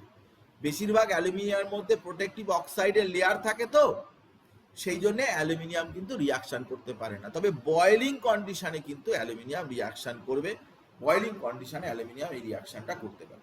তো বাকি কিন্তু আর অন্য এলিমেন্টগুলো কিন্তু কেউই কিন্তু অর্ডিনারি কন্ডিশনে করতে পারবে না, এমনি কোল্ড ওয়াটার বা এরকম বয়েলিং ওয়াটার করতে, সবই স্টিমের সাথে রিয়াকশন করে, রিয়াকশনে পার্টিসিপেট করবে, স্টিমের সাথে রিয়াকশন করবে, ব্যাস, সিম্পল ব্যাপার। গ্যালিয়াম ইন্ডিয়াম এই দুটো এলিমেন্ট, এরা pure water, cold water, hot water, steam, কোনো অবস্থাতেই এই গ্যালিয়াম এবং ইন্ডিয়াম রিয়াকশন করে না। তো এটা করে না। থ্যালিয়াম আবার করে, মানে কি না, তার আবার একটা ব্যাপার রয়েছে, অক্সিজেন যদি তুমি দিয়ে দাও, অক্সিজেন যদি ওখানে প্রেজেন্ট থাকে, তাহলে ওখান থেকে কিন্তু TlOH থ্যালিয়াম হাইড্রোক্সাইড তৈরি করে। এটা মনে রাখবি, কিন্তু অক্সিজেনের প্রেজেন্সে এই রিয়াকশনটা হতে হবে, অক্সিজেনের অ্যাবসেন্সে কিন্তু এই রিয়াকশনটা করা যাবে না। ব্যাস, আগে চলো, জলের সাথে রিয়াকশন হলো, অ্যাসিড অ্যালকালির সাথে রিয়াকশন, এগুলো খুব সোজা ব্যাপার, কিন্তু তোকে পড়তে হবে কে কার সাথে রিয়াকশন করছে না করছে। বোরন কিন্তু অক্সিডাইজিং কোনো অ্যাসিড ছাড়া রিয়াকশন করে না। এই দেখ, বোরন কিন্তু non oxidizing acid like HCl তার সাথে কিন্তু ডাজ নট রিয়াক্ট, কোনোভাবেই কিন্তু রিয়াকশন করে না। কিন্তু যে অ্যাসিডগুলো অক্সিডাইজিং এজেন্ট হিসাবে কাজ করে, নাইট্রিক অ্যাসিড, সালফিউরিক অ্যাসিড, এইসব যে অ্যাসিড, তাদের সাথে কিন্তু বোরিক অ্যাসিড রিয়াকশন, এই বোরন রিয়াকশন করে। বোরন কিন্তু নন অক্সিডাইজিং অ্যাসিডের সাথে রিয়াকশন করে না। বোরন হাই টেম্পারেচারে boron reacts with strong oxidising acid such as concentrate sulphuric acid বা concentrate nitric acid to give কি বোরিক অ্যাসিড। বোরিক অ্যাসিডটা বোরনের সাথে এই রিয়াকশন কিন্তু অনেকবার দিয়েছে, এই রিয়াকশন কিন্তু গুরুত্বপূর্ণ reaction. How will you convert boron into boric acid? দুটো ওয়ার্ডটা লিখে দিয়ে চলে আসে, স্টুডেন্টরা মনে থাকে না বলে। তো বোরন ইনটু বোরিক অ্যাসিড, বোরনকে কিভাবে তুমি বোরিক অ্যাসিডে কনভার্ট করবে সেটার রিয়াকশনটার কথা আমি বললাম। আচ্ছা, একই রকম ভাবে বোরন যেভাবে রিয়াকশন করে অ্যালুমিনিয়াম কিন্তু সেইভাবে করে না, কারণ বোরন কিন্তু অ্যাসিডের সাথে, যেগুলো নন অক্সিডাইজিং অ্যাসিড, তার সাথে কিন্তু রিয়াকশন করে না, but other element reacts both with non oxidizing acid মানে কি, মানে হচ্ছে HCl বা অক্সিডাইজিং অ্যাসিড, দুজনের সাথে রিয়াকশন করে, H2SO4 বা HNO3, এগুলো কিন্তু অক্সিডাইজিং অ্যাসিড, এগুলো অক্সিডাইজিং অ্যাসিড। দেখ HCl এর সাথে রিয়াকশন করেছে, অ্যালুমিনিয়াম প্লাস 3Cl মাইনাস দিয়েছে, আবার নাইট্রিক অ্যাসিডের সাথে রিয়াকশন করে Al2O3 নাইট্রোজেন ডাইঅক্সাইড ইত্যাদি হয়েছে। তো পরিষ্কার বুঝতে পারছিস যে অ্যাসিড সে অক্সিডাইজিং হোক বা নন অক্সিডাইজিং হোক, সবাই রিয়াকশন করবে এক্সেপ্ট বোরন। বোরন হলে শুধুমাত্র অক্সিডাইজিং অ্যাসিড হলেই রিয়াকশন করবে, কিন্তু নন অক্সিডাইজিং অ্যাসিডের সাথে কোনো রিয়াকশন করবে না, নন অক্সিডাইজিং এর সাথে কোনো রিয়াকশন এর প্রশ্নই উঠছে না। আচ্ছা, অ্যালকালির সাথে রিয়াকশন, অ্যাসিডের সাথে রিয়াকশন গেল, অ্যালকালির সাথে রিয়াকশন, দেখ ভালো করে বিষয়টা বোঝার চেষ্টা কর। অ্যালকালির সাথে রিয়াকশন মানে কি? অ্যালকালির সাথে রিয়াকশন মানে কি? সোডিয়াম হাইড্রোক্সাইড বা পটাশিয়াম হাইড্রোক্সাইড, এগুলোই মেনলি আছে। তো বোরন অ্যালকালির সাথে রিয়াকশন করে এরকম একটা হাই টেম্পারেচার 773 কেলভিন বা তার চাইতে বেশি। কি তৈরি হয়? Potassium borate. সোডিয়াম হাইড্রোক্সাইড আবার ময়েশ্চারের প্রেজেন্সে রিয়াকশন করে, সোডিয়াম টেট্রাহাইড্রক্সি অ্যালুমিনেট বলে একটা কম্পাউন্ড তৈরি হয়। গ্যালিয়ামও এটা রিয়াকশন করে এবং Na+GaOH4- এটাও রিয়াকশন করে। তো ইন্ডিয়াম অ্যান্ড থ্যালিয়াম এরা কিন্তু কোনো অবস্থাতেই অ্যালকালির সাথে রিয়াকশন করে না। যখনই তুই পড়বি না যে কোনগুলো গন্ডগোল আছে, কোনগুলো রিয়াকশন করছে না, সেটার কথা কিন্তু তুই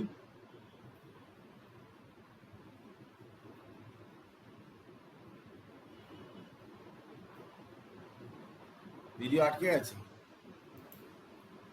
আচ্ছা, আগে কি হচ্ছে বলতো? হোয়াট হ্যাপেন নাও?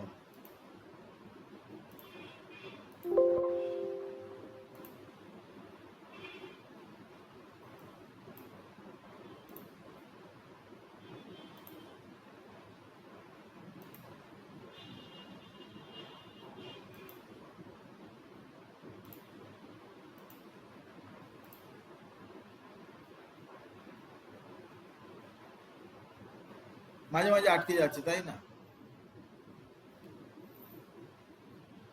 আজ নেটওয়ার্ক মনে হচ্ছে ডিস্টার্ব আছে, নেটওয়ার্ক একটু ডিস্টার্ব আছে, নেটওয়ার্কটা ডিস্টার্ব আছে।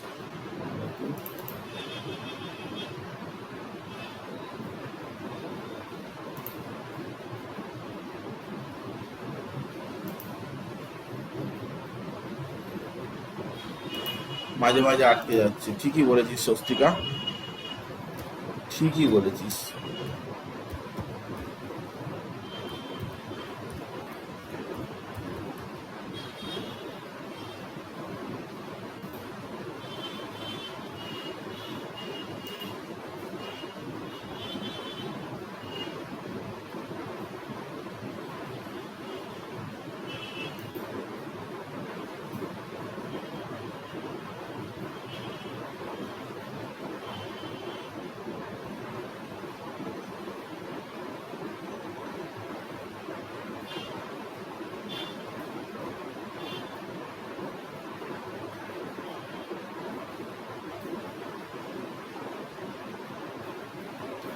নেটওয়ার্ক স্পিডটা তো ভালোই আছে রে,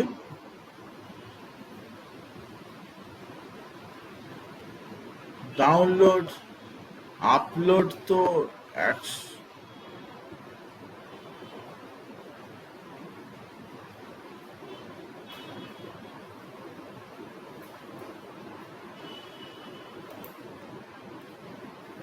স্পিডটা আমার খারাপ কিন্তু নেই।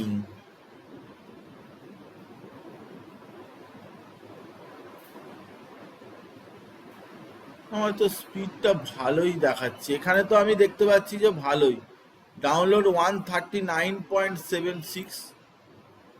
হ্যাঁ,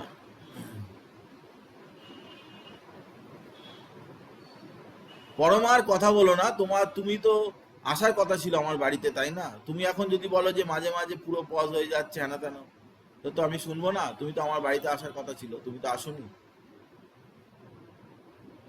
তুমি তো অনলাইন ক্লাস করছো, অফলাইনে আসার কথা ছিল।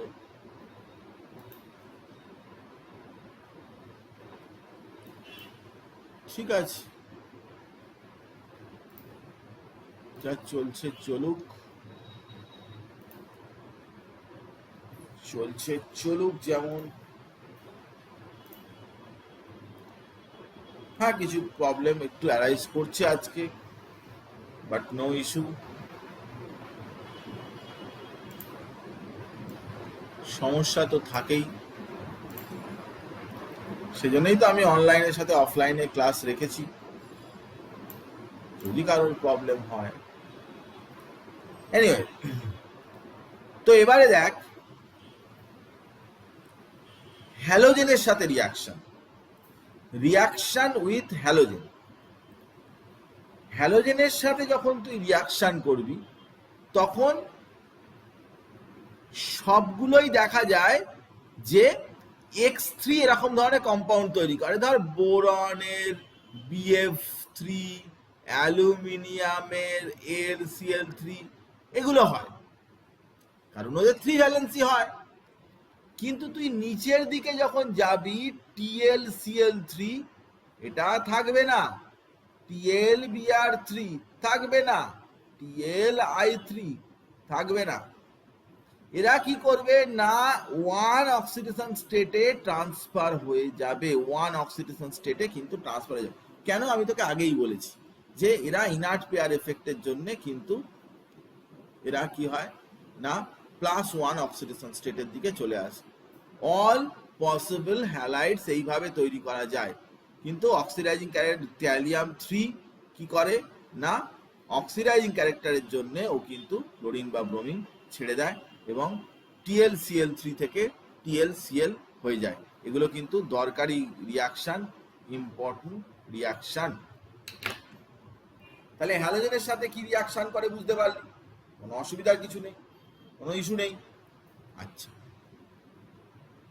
এইবারে একটা কথা তোকে বলি, হ্যালোজেনের সাথে বোরন খুব গুরুত্বপূর্ণ কথা, এটা কিন্তু ভীষণ ভীষণ গুরুত্বপূর্ণ কথা, এটা কিন্তু একেবারে হট গুরুত্বপূর্ণ। কি? চল দেখি, আমি লিখছি এখানে বোরন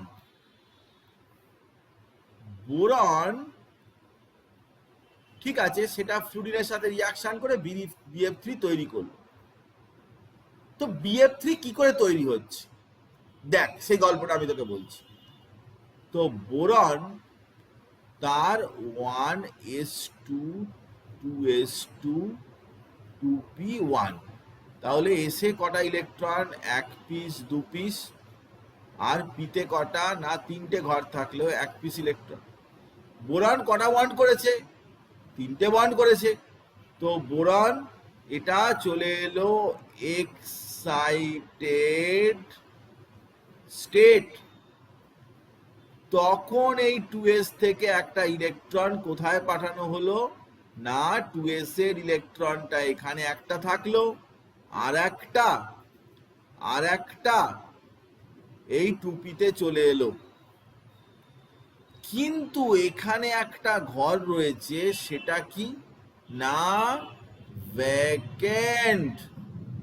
বোরন যখন এই 3টে ফ্লুরিনের সাথে বন্ড করবে তখনও কিন্তু এই দেখ, একটা ফ্লুরিন আর একটা ফ্লুরিন আর একটা ফ্লুরিন, এই ফ্লুরিনের সাথে বন্ড, এই ফ্লুরিনের সাথে বন্ড, এই ফ্লুরিনের সাথে বন্ড, তখনও পর্যন্ত বোরনের একটা এই যে অরবিটাল, যেটা এই ভেকেন্ট অরবিটালটা কিন্তু থেকে যাবে, ভেকেন্ট অরবিটাল।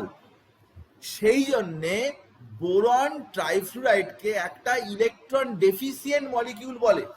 BF3 একটা ইলেকট্রন ডেফিসিয়েন্ট। কেন বলে? না, বোরনের কটা ইলেকট্রন হয়েছে তুই দেখে বল। একটা, দুটো, তিনটে, চারটে, পাঁচটা, ছটা ইলেকট্রন হয়েছে। তিনটে কোভ্যালেন্ট বন্ড করেছে, ছটা ইলেকট্রন হয়েছে। তো এর ছটা ইলেকট্রন।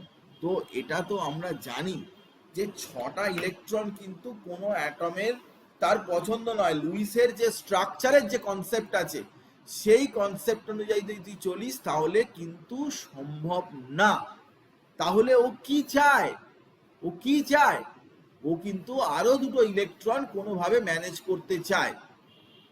এই কোনোভাবে ম্যানেজ করার ব্যাপারটাকেই বলে কি? Back bonding. ব্যাক বন্ডিং মানে কি? চলো দেখি ব্যাক বন্ডিং মানে কি। দেখ, BF3 এইটা হচ্ছে তৈরি হয়ে রয়েছে। এইবারে ফ্লুরিনের লোন পেয়ার অফ ইলেকট্রন রয়েছে, ওদিকে বোরনের ফাঁকা ঘর রয়েছে। এই ইলেকট্রনগুলো দিয়ে এখানে বন্ড করতে পারবে। একে বলে ব্যাক বন্ডিং। ফ্লুরিনের সাথে বন্ড করলো, এইখানে ফ্লুরিনের সাথে বন্ড করে রয়েছে, এইখানে ডাবল বন্ড ফ্লুরিন ইলেকট্রন দিয়েছে প্লাস, আর এখানে বোরন মাইনাস। এই জিনিসটা কিন্তু হতে পারে, হবে কি না হবে পরের ব্যাপার, হতে পারে। যদি হয় একে বলে ব্যাক বন্ডিং। আমার কথাটা ভালো করে তুই শুনবি, ভালো করে বুঝবি, তারপর ডিসিশন নিবি। বোরনের সাথে ফ্লুরিনের একটা বন্ড হয় ভিতরের থেকে। তুই বলবি কেন বন্ড হবে? ফ্লুরিন কেন বন্ড করতে যাবে? আপনি যা বলে তাই হবে না, আমি সে কথা বলছি না একবার। আমি শুধু তোকে একটাই কথা বলছি যে বোরন অসহায় আছে, ওকে দেখ, বোরনকে দেখ। বোরনের বাইরে সেলে কটা ইলেকট্রন আছে? 6টা। ও হাত জোর করে বলছে আমাকে কেউ দুটো ইলেকট্রন দাও, আমাকে দুটো ইলেকট্রন। আমার 8টা করতে চাই, আমি অক্টেট হতে চাই, প্লিজ আমাকে দাও। তো ফ্লুরিন বললো তখন ঠিক আছে নাও, আমার তো 3 জোড়া লোন পেয়ার আছে, কাজে লাগছে না, তুমি নাও। এই যে ফ্লুরিন তাকে দিতে চাইলো, this is called back bonding. Back bonding. এবারে তুই বল যে ব্যাক বন্ডিং করলে কি হবে? দেখ, বোরন ট্রাইফ্লুরাইড এটা তো একটা ইলেকট্রন ডেফিসিয়েন্ট মলিকিউল। তো লুইস দাদু কি বলে গেছে? লুইসের কনসেপ্টে কি বলা আছে না, compounds can donate lone pair of electron called Lewis base। যারা loan pair of electron donate করতে পারে তাদেরকে কি বলে? লুইস বেস বলে। সিম্পল কথা, তাদেরকে লুইস বেস বলে যে লোন পেয়ার অফ ইলেকট্রন দিতে পারে। তাহলে যে নিতে পারে তাকে কি বলবি? যে নিতে পারে তাকে কি বলবি? Luis acid. তো এখন এই বোরন যদি কারো কাছ থেকে ইলেকট্রন নেয় তাহলে এখানে কি বলবি? একে লুইস অ্যাসিড বলবি কি বলবি না? লুইস অ্যাসিড বলবি, কারণ বোরনের ইলেকট্রন কম আছে। বোরন কারো কাছ থেকে ইলেকট্রন সে কি করতে চায়? নিতে চায়। যদি নিতে চায় তাহলে অটোমেটিক্যালি বোরনের কিন্তু 8টা ইলেকট্রন হয়ে যাবে। কিন্তু যে কারো কাছ থেকে ইলেকট্রন নেয় তাকে বলে লুইস অ্যাসিড। সেই জন্য বোরনের সব ফ্লুরাইড, ক্লোরাইড, ব্রোমাইড, আয়োডাইড এইসব কম্পাউন্ডগুলো সবাই কি? সবাই কিন্তু লুইস অ্যাসিড। এরা সবাই লুইস অ্যাসিড। এবং লুইস অ্যাসিডের অর্ডারটা কিরকম দেখ। লুইস অ্যাসিডের অর্ডারটা হচ্ছে BF3 চাইতে BCl3 চাইতে BBr3 চাইতে BI3, এটাই হচ্ছে order. Luis acid strength order. Luis acid strength order, এটা লুইস অ্যাসিড স্ট্রেংথ অর্ডার। তাহলে কেন এরকম হচ্ছে? দেখ কেন এরকম হচ্ছে না, বোরন যখন ফ্লুরিনের সাথে বন্ড করছে তখন ফ্লুরিন খুব ভালো ব্যাক বন্ডিং করতে পারছে। ব্যাক বন্ডিং সাইজ স্মলার হলে ব্যাক বন্ডিং ভালো হয়। কিন্তু বোরন যখন আয়োডিনের সাথে বন্ড করছে তখন back bonding is less, back bonding less. কেন কি? আয়োডিনের গোদা সাইজ, লার্জ ভলিউম। তাহলে যদি নিজের থেকেই যদি ইলেকট্রন পেয়ারটা না পায় তাহলে ওকে অন্যের কাছ থেকে ইলেকট্রন পেয়ার নিতে হবে, তখন কিন্তু তাকে বলে Lewis acidic character, Lewis acid character. তো অন্যের কাছ থেকে ইলেকট্রন, যেহেতু আয়োডো কম্পাউন্ডের নিজের ব্যাক বন্ডিং ভালো হয় না, অন্যের কাছ থেকে ইলেকট্রন নেওয়ার টেন্ডেন্সি তার বেশি, সেই জন্য Bi3 সব থেকে ভালো লুইস অ্যাসিড, BF3 সব থেকে খারাপ লুইস অ্যাসিড। কেন না? ফ্লুরিন ব্যাক বন্ডিং এ খুব ভালো করে ইলেকট্রন দিয়ে দিচ্ছে, তাহলে বোরন অন্য কাছ থেকে নেবে না। অন্যের কাছ থেকে না নিলে তার লুইস অ্যাসিড ক্যারেক্টারিস্টিক্সটা কমে যাবে। তো সেই জন্যে এই যে লুইস অ্যাসিড স্ট্রেংথ অর্ডার যেটা লিখেছি, তার যে এক্সপ্লানেশনটা দিলাম, এটা কি তোদের বোধগম্য হয়েছে কি হয়নি? আমাকে লেখ। স্বস্তিকা বল, দেবাদিতা বল, সৃজিতা বল যে এটা বুঝেছিস কি না।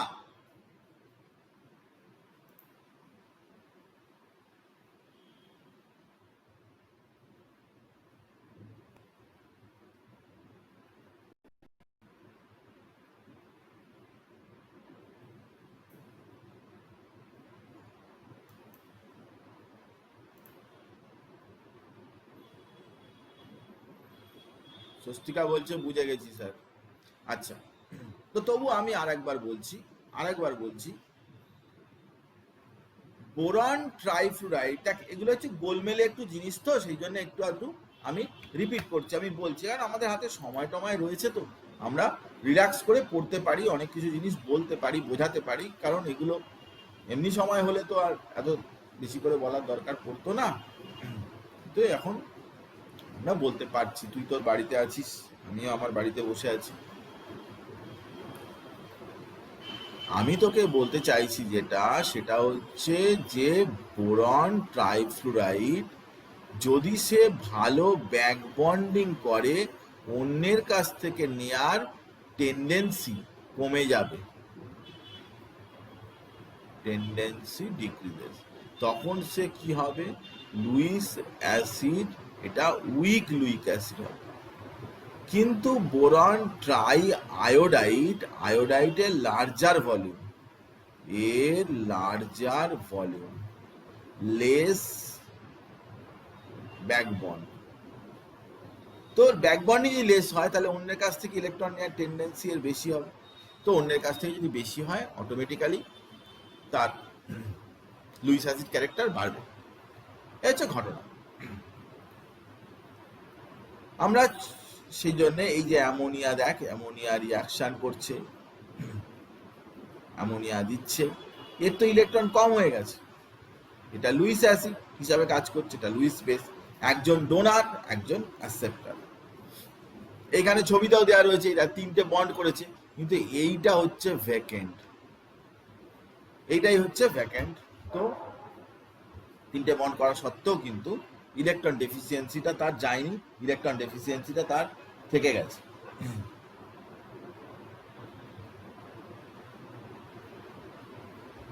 এবারে দেখ,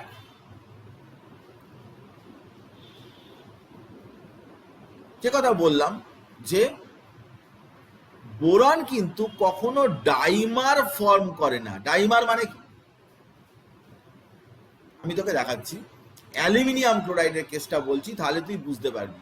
দুটো সাইড বাই সাইড তুই রাখলেই তুই মজাটা বুঝতে পারবি যে বোরন ট্রাইক্লোরাইড BCl3 আর AlCl3, এদের মধ্যে কি পার্থক্যটা কি আছে তুই বোঝার চেষ্টা কর। বোরন কি করে না, নিজের যে বোরনের সাইজ ছোট, ক্লোরিনও অ্যাজ সাচ খুব একটা বড় নয়। এই ক্লোরিনের সাথে কি করে না ব্যাক বন্ডিং করে, ব্যাক বন্ডিং করে। কিন্তু aluminium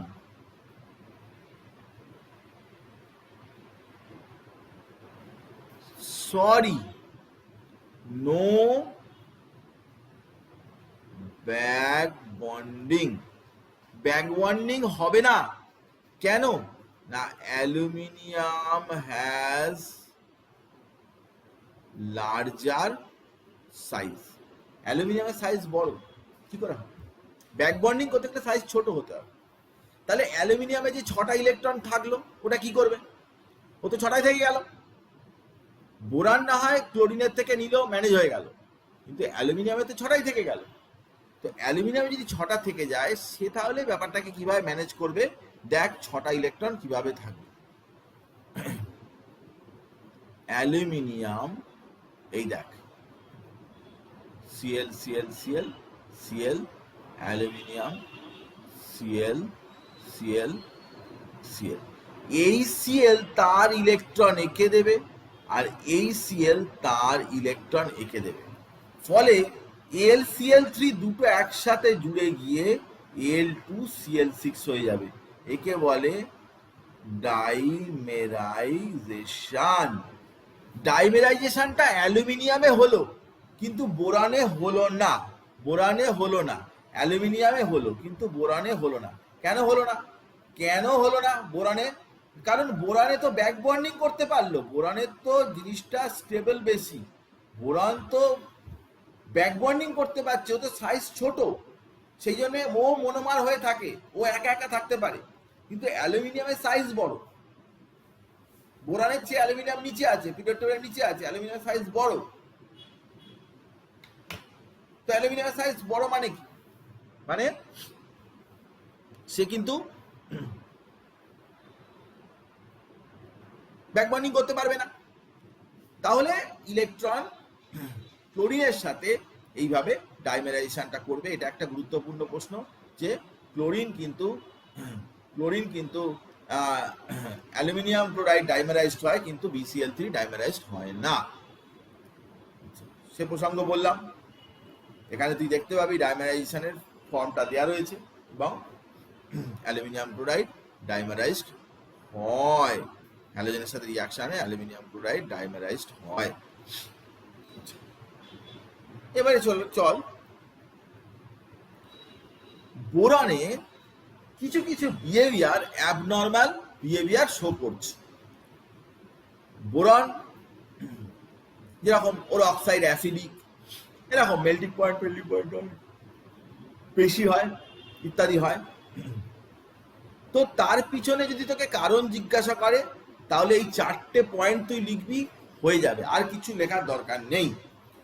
nothing more than this, abnormal behaviour of boron, বোরনের যে অ্যাবনর্মাল বিহেভিয়ার সেটা। তো দেখ আমরা যেটা বলতে চাইছি সেটা হচ্ছে যে এর কি কি অন্যদের থেকে আলাদা। Absence of D orbital, very small atomic size, atomic size খুব ছোট, very high electronegativity, very high electronegativity বলা উচিত না, হাই ইলেকট্রোনেগেটিভিটি এইরকমই বল। আচ্ছা এই পয়েন্টটা বাদ দে, এই পয়েন্টটা খুব একটা আমার পছন্দ নয়, ইলেকট্রোনেগেটিভিটি এটা বাদ, এটা বাদ, এটা বাদ। হাই আয়নাইজেশন এনথালপি এইটা তুই নিতে পারিস। সি পয়েন্টটা আমি বাদ দিয়ে দিলাম, ইলেকট্রোনেগেটিভিটি হাই ফাই ওসব বলার দরকার বলে লাভ। তাহলে ডি অরবিটাল নেই, অ্যাটমিক সাইজ খুব ছোট, আয়নাইজেশন এনার্জি খুব বেশি। এইগুলোর ফলে বোরনের কিন্তু ক্যারেক্টারিস্টিক্সের ডিফারেন্স আসে। বোরন যে ক্যারেক্টারিস্টিক ডিফারেন্স হয় তার পিছনে কিন্তু এটা বড় কারণ। এবারে চল বোরন যে অন্যদের চাইতে আলাদা সেটার কয়েকটা পয়েন্ট তুই পড়ে রাখবি। এরকম আমি অ্যালকালি মেটালদের ক্ষেত্রে আমি বলেছিলাম, অ্যালকালি মেটাল যখন পড়িয়েছিলাম তখনও বলেছিলাম। তো বোরন, বোরন একটা non metal, other element of this particular family are metal. তাহলে বোরন অন্যদের তুলনায় কিভাবে আলাদা? বোরন ইজ নন মেটাল, কিন্তু অন্যরা মেটাল। বোরন অ্যালোট্রপি শো করে, ডিফারেন্ট ডিফারেন্ট স্ট্রাকচারের মলিকিউল হয়, কিন্তু অন্য এলিমেন্ট করে না। 2 নম্বর গেল। 3 নম্বর, amongst the elements in group 13, boron has the highest melting and the boiling point, whereas most stable hydride in group 13. group 13 এর সব থেকে স্টেবল হাইড্রাইড যেটা, সেটাও কিন্তু বোরন করে। Boron is not attacked by non oxidizing acid, এরকম HCl, while other elements are attacked. Boron কিন্তু HCl এর সাথে রিয়াকশন করে না, কিন্তু অন্য যত এলিমেন্ট আছে, গ্যালিয়াম, ইন্ডিয়াম, ভ্যালিয়াম, অ্যালুমিনিয়াম, ফ্যালিমিনিয়াম, সব কিছুই, সেগুলো কিন্তু সবগুলোই কিন্তু অন্য এর সাথেও রিয়াকশন করে। বোরন কিন্তু কখনোই করে না। এগুলো সব difference. Boron covalent compound form করে কারণ তার ছোট সাইজ, অন্যরা কিন্তু আয়নিক কম্পাউন্ড বা কোভ্যালেন্ট কম্পাউন্ড ফর্ম করে। বোরন ম্যাগনেসিয়ামের সাথে কেবলমাত্র রিয়াকশন করে। বোরন ম্যাগনেসিয়াম Mg3B2 ম্যাগনেসিয়াম বোরাইড বলে কম্পাউন্ড ফর্ম করে। তাহলে বুঝতেই পারছিস যে বোরন কিন্তু অন্য এলিমেন্টগুলোর চাইতে অনেক অংশেই এরা কিন্তু আলাদা, অনেক অংশেই কিন্তু ডিফারেন্ট। সব গল্প কাছাগুলো বললাম, মনে রাখতে হবে। বোরন জল বা স্টিম দিয়ে সেই অর্থে অনেকক্ষণ ধরে বয়েল করলে তবেই রিয়াকশন করে, এমনি ওয়াটারের সাথে করে না। স্টিম তো হাই টেম্পারেচার অনেকক্ষণ ধরে রেখে করে না, করে। বোরন নাইট্রিক অ্যাসিডে ডিজলভ করে এবং H3BO3 boric acid, nitrogen dioxide form করে। হ্যাঁ, বোরনের ডিঅরবিটাল, টেট্রাহেড্রাল, এরকম প্রেজেন্স অফ ডিঅরবিটালে অক্টাহেড্রাল কমপ্লেক্স বোরন অ্যালুমিনিয়ামের আছে, আমরা আগে বলেছিলাম, সেটাই এখানে লেখা রয়েছে। এবারে দেখ, এবারে আমরা এই চ্যাপ্টার শেষ করব। শেষ করার জন্য কয়েকটা গুরুত্বপূর্ণ জিনিস আমাদেরকে জানতে হবে, কয়েকটা ইম্পর্টেন্ট কম্পাউন্ডস অফ বোরন, কারণ বোরনের ব্যাপারটাই আমাদের কাছে গুরুত্বপূর্ণ। তো কয়েকটা ইম্পর্টেন্ট কম্পাউন্ডস অফ বোরন, তার মধ্যে প্রথমেই যেটা আসছে সেটা হচ্ছে বোরাক্স।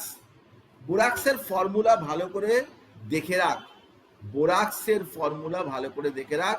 এখানে কিন্তু 10 পিস জল আছে, 10টা জল আছে, এটা কিন্তু মনে রেখে তোকে লিখতে হবে। Na2B4O7, Na2B4O7.10H2O, এটাই হচ্ছে বোরাক্সের ফর্মুলা। আচ্ছা, এবারে বক্তব্য দেখ, বোরাক্সকে যদি তুই জল দিস, একটা প্রশ্ন অনেকবার দিত আগে, আজকাল খুব একটা দেখি না, কি দিত আমি তোকে বলছি, আর কি অ্যান্সার হবে সেটাও আমি তোকে ডিসকাস করছি।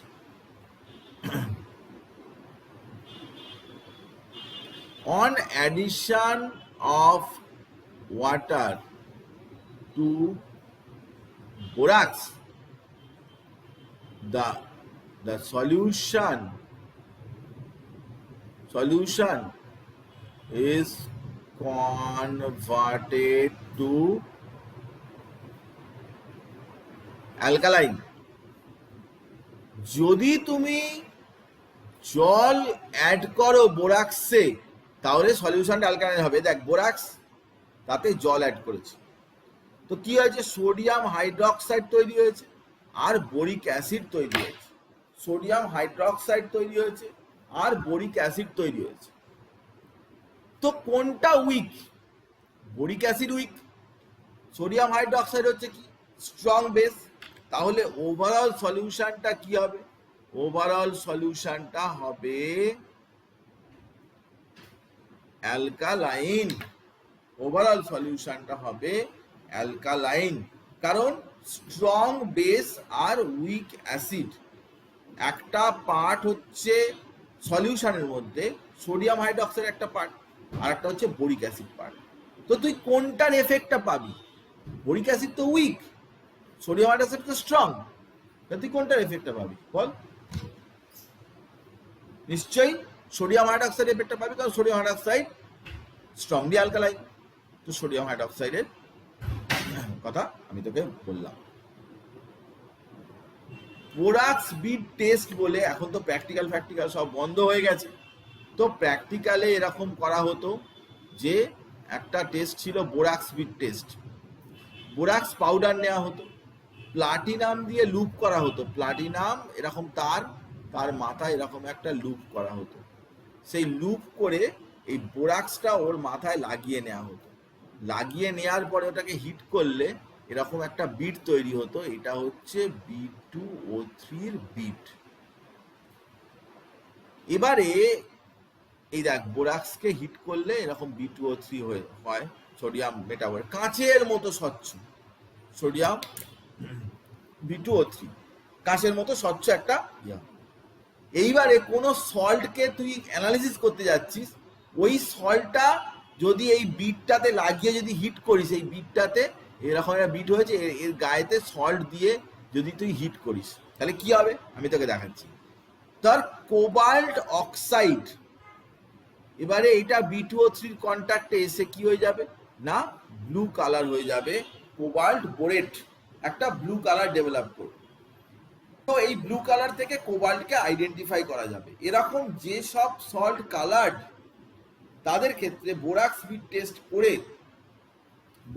টেস্ট করে সেখান থেকে তুমি আইডেন্টিফাই করতে পারো। হচ্ছে বোরাক্স বিট টেস্টের কথা বললাম। অর্থোবোরিক অ্যাসিড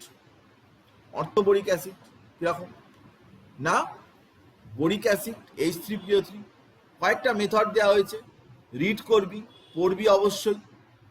বোরাক্স থেকে অর্থোবোরিক অ্যাসিড তৈরি করা যেতে পারে, ডাইবোরেনের সাথে জল দিয়ে অর্থোবোরিক অ্যাসিড তৈরি করা যেতে পারে, BCl3 কে হাইড্রোলিসিস করে বোরিক অ্যাসিড তৈরি করা যেতে পারে।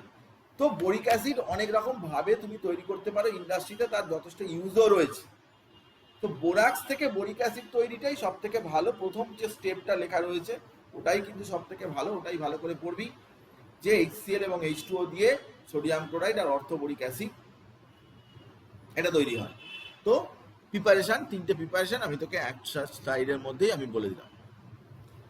এবারে দেখ যে বোরিক অ্যাসিড অ্যাকচুয়ালি যখন জলে ডিজলভ করে তখন সে কিসে কনভার্টেড হয় না, বোরিক অ্যাসিড যখন জলে ডিজলভ করে তখন BOH4 মাইনাস এই একটা আয়ন দেয়, আর H3O প্লাস এই আয়নটা হয়। আমি তোকে একটা কথা জিজ্ঞাসা করি, বোরিক অ্যাসিডের ফর্মুলা কি? দেখ, এই জিনিসটা কিন্তু অনেকেই বোঝে না। বোরিক অ্যাসিড এর ফর্মুলা কি? H3BO3। তোকে যদি বলে যে বোরিক অ্যাসিড কি একটা, তার বেসিসিটি কত, কতগুলো হাইড্রোজেন রিপ্লেসেবল, এটা আমি তোকে বলছি মোনোবেসিক অ্যাসিড। মানে একটা হাইড্রোজেন ওখান থেকে সরতে পারে, বাকি কিছু সরবে না। কিন্তু বোরিক অ্যাসিড আসলে কি বলতো, বোরিক অ্যাসিড না কখনো H+ দেয় না। মজাদার ব্যাপার, তুই বোঝার চেষ্টা কর, তুই এই জিনিসটা শোন। বোরিক অ্যাসিড মানে আমি এরকম করে লিখলাম BOH BOH BOH। তাহলে এখানে দেখ বোরনের কি হয়েছে, 6টা ইলেকট্রন হয়েছে। তো বোরন কিন্তু আর পাচ্ছে না। বোরন কি চাইবে না, বোরন চাইবে যে এ যদি জলের সাথে রিয়াকশন করে তাহলে বোরন যদি এরকম হয়ে যায়, আর একটা যদি OH ভিতরে ঢুকে যায়,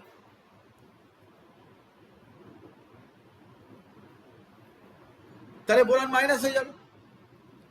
তাহলে বোরন যদি মাইনাস হয়ে যায় তাহলে এখান থেকে OH মাইনাস তুলে দিল, এখান থেকে OH মাইনাস নিল, তাহলে এখানে কি পড়ে রইল, এখানে পড়ে রইল H+ পড়ে রইল। বোরিক অ্যাসিড, কথাটা শোন, বোরিক অ্যাসিড এমন একটা অ্যাসিড যেটা প্রোটিক অ্যাসিড নয়, মানে প্রোটন দেয় না, নিজের প্রোটন ভেঙে বোরিক অ্যাসিড সে H+ দেয় না। সে কি করে, না জল থেকে OH মাইনাস নিজে টেনে নেয়, ফলে জলের যে H প্লাস সেটাই আসলে বোরিক অ্যাসিডের অ্যাসিডিক ক্যারেক্টারের কারণ। কারণ যে H প্লাস দেবে সেও অ্যাসিড, আবার যে কোনো জায়গা থেকে OH মাইনাস খেয়ে নেবে সেও অ্যাসিড। বোরিক অ্যাসিডের মজাদার ব্যাপারটা হচ্ছে এটাই যে বোরিক অ্যাসিডের স্ট্রাকচারেতে দেখাই যাচ্ছে যে বোরন OH OH আর OH এখানে 6টা ইলেকট্রন নিয়ে বসে রয়েছে। ও চায় যে আরো 2টো ইলেকট্রন কি করে আসবে, ওটা ও চায়। এবারে জলের সাথে দেখা হয়েছে, জল থেকে বলল যে তোমার ভেঙে তুমি H প্লাস OH মাইনাস করো, OH মাইনাসটা আমাকে দাও। তাহলে কি হচ্ছে না বি এখানে OH OH 4টে OH হয়ে গেল, আর এটা কিন্তু প্লাস হয়ে যাচ্ছে আস্তে আস্তে বোরনের মাথায়। তো 4টে OH হলো, তাহলে আর একটা কি পড়ে রয়েছে H প্লাস। H প্লাসটা কোথা থেকে এলো? ইয়েস, জল থেকে OH মাইনাস যদি টেনে নেয় তাহলে জলের কি পড়ে থাকে? H প্লাস পড়ে থাকে। সেই জন্য বোরিক অ্যাসিড একটা মোনোবেসিক অ্যাসিড, কিন্তু প্রোটিক অ্যাসিড না, মানে ও নিজের থেকে প্রোটন দেয় না, জল থেকে OH মাইনাসটা তোলে, তাই ওটা কিন্তু অ্যাসিডিক ক্যারেক্টার শো করে। আমার কথাটা বুঝেছিস নাকি বুঝিসনি, নাকি ভিডিও আটকে যাচ্ছে? আমার কথা বুঝেছিস? বোরিক অ্যাসিড কিন্তু নর্মালি যেরকম ধরনের অ্যাসিডের কথা আমরা বলি সেরকম ধরনের অ্যাসিড নয়। বোরিক অ্যাসিড নিজে H প্লাস দেয় না, জল থেকে OH মাইনাস তোলে, তার ফলে জলের H প্লাসটাই কিন্তু ওর অ্যাসিডিক ক্যারেক্টারের কারণ। এটা গুরুত্বপূর্ণ বিষয়, এটা এইভাবে সব জায়গায় লেখা থাকে না। আমি বলেছি যে বোরিক অ্যাসিডের ফর্মুলাটা দেখলেই বোঝা যাবে যে বোরিক অ্যাসিড 3টে বন্ড করে রয়েছে। বি সোজা ব্যাপার, বোরিক অ্যাসিড 3টে বন্ড করে রয়েছে, OH OH OH। তো বোরনের কটা ইলেকট্রন হয়েছে? 6টা ইলেকট্রন হয়েছে। আমি বলছি যে জল যেটা রয়েছে তাকে তুই ভেঙে ফেল, ভেঙে OH মাইনাস আর H প্লাস কর। তো OH মাইনাসকে এবার বোরনের 6টা ইলেকট্রন আছে, এর আরো 2টো ইলেকট্রন এখান থেকে পেলে ভালো হবে। তাহলে বোরন কি করলো না আরো 2টো ইলেকট্রন নিয়ে OH ওর সাথে জুড়ে গেল, এটা মাইনাস হয়ে গেল। আর এই যে H প্লাসটা পড়ে রইল, সেই H প্লাসটাই আসলে তার অ্যাসিডিক ক্যারেক্টারের জন্য দায়ী। খুব ইজি ব্যাপার, বোঝার চেষ্টা কর। যে আমি বলতে চাইছি যে কোনো একটা কম্পাউন্ড যখন H প্লাস দেয় তখন সে অ্যাসিডিক ক্যারেক্টার হয় তার। যখন ধর HCl কেন অ্যাসিড? না H প্লাস দিচ্ছে বলেই সে অ্যাসিড। কিন্তু আমি বোরিক অ্যাসিড মানে এরকম নয় যে H plus plus H2BO3 minus, not like that. এরকম হয় না। বোরিক অ্যাসিড নিজে ভেঙে কখনো H প্লাস দেয় না। তাহলে বোরিক অ্যাসিড কি করে? বোরিক অ্যাসিড কি করে না BOH হোল 4 মাইনাস দেয় আর H প্লাস দেয়। এই H প্লাসটা কিন্তু জল থেকে OH মাইনাসটা ভাঙার পরে সেই OHটা এখানে ঢোকে, তাহলে জলের কি পড়ে থাকলো? H plus. এই H প্লাসটাই কিন্তু ওর অ্যাসিডিক ক্যারেক্টারের জন্য দায়ী। এবারে বল যেটা বুঝেছিস না কি বুঝিসনি।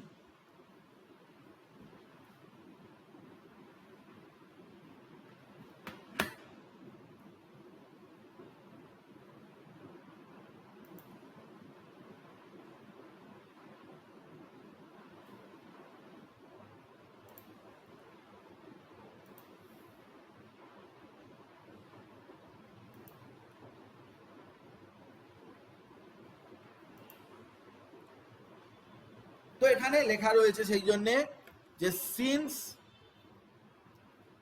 দেখ since BOH whole 3 মানে boric acid reacts only partially with water to form H3O plus and BOH whole 4 minus, it behaves like weak acid, এই দেখ indirect acid। এসব টার্মিনোলজি ইউজ করা হয়, এগুলো দরকারি, এগুলো টার্মিনোলজি দিয়ে জিজ্ঞাসা করতে পারে। ইনডাইরেক্ট অ্যাসিডের একটা নাম, যে ডাইরেক্টলি এইচ প্লাস দিচ্ছে না, ও তো ডাইরেক্টলি এইচ প্লাস দিচ্ছে না, ওকে ডাইরেক্টলি BOH হল পর accept the lone pair of electron from water, water থেকে lone pair of electron OH minus accept করছে। উইক মোনোবেসিক অ্যাসিড হচ্ছে বোরিক অ্যাসিড থেকে, কিন্তু অনেক সময় প্রশ্ন দেয়। বোরিক অ্যাসিডের স্ট্রাকচারও আমি তোকে বলে দিচ্ছি, হাইড্রোজেন বন্ড করে করে থাকে। বোরিক অ্যাসিডকে হিট করলে কি হয়? বোরিক অ্যাসিডকে হিট করলে কি হয়? প্রথমে জল বেরিয়ে যায়, মেটাবোরিক অ্যাসিড হয়। পরে আরো হিট করলে জল বেরিয়ে যায় বোরিক অক্সাইড, বোরিক অক্সাইড না, দ্যাট বোরন ট্রাই অক্সাইড, এটা correction, boron try oxide, boron try oxide হয়। এটা মনে রাখবি, এটা দেয় পরীক্ষা।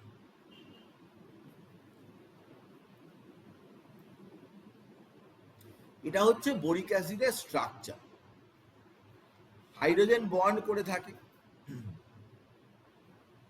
মনে রাখবি যেটা বোরন sp2 হাইব্রিডাইজড আর অক্সিজেন হচ্ছে sp3 হাইব্রিডাইজড। এটা মনে রাখবি, এই জিনিসটা দরকারি, এটা মনে রাখবি।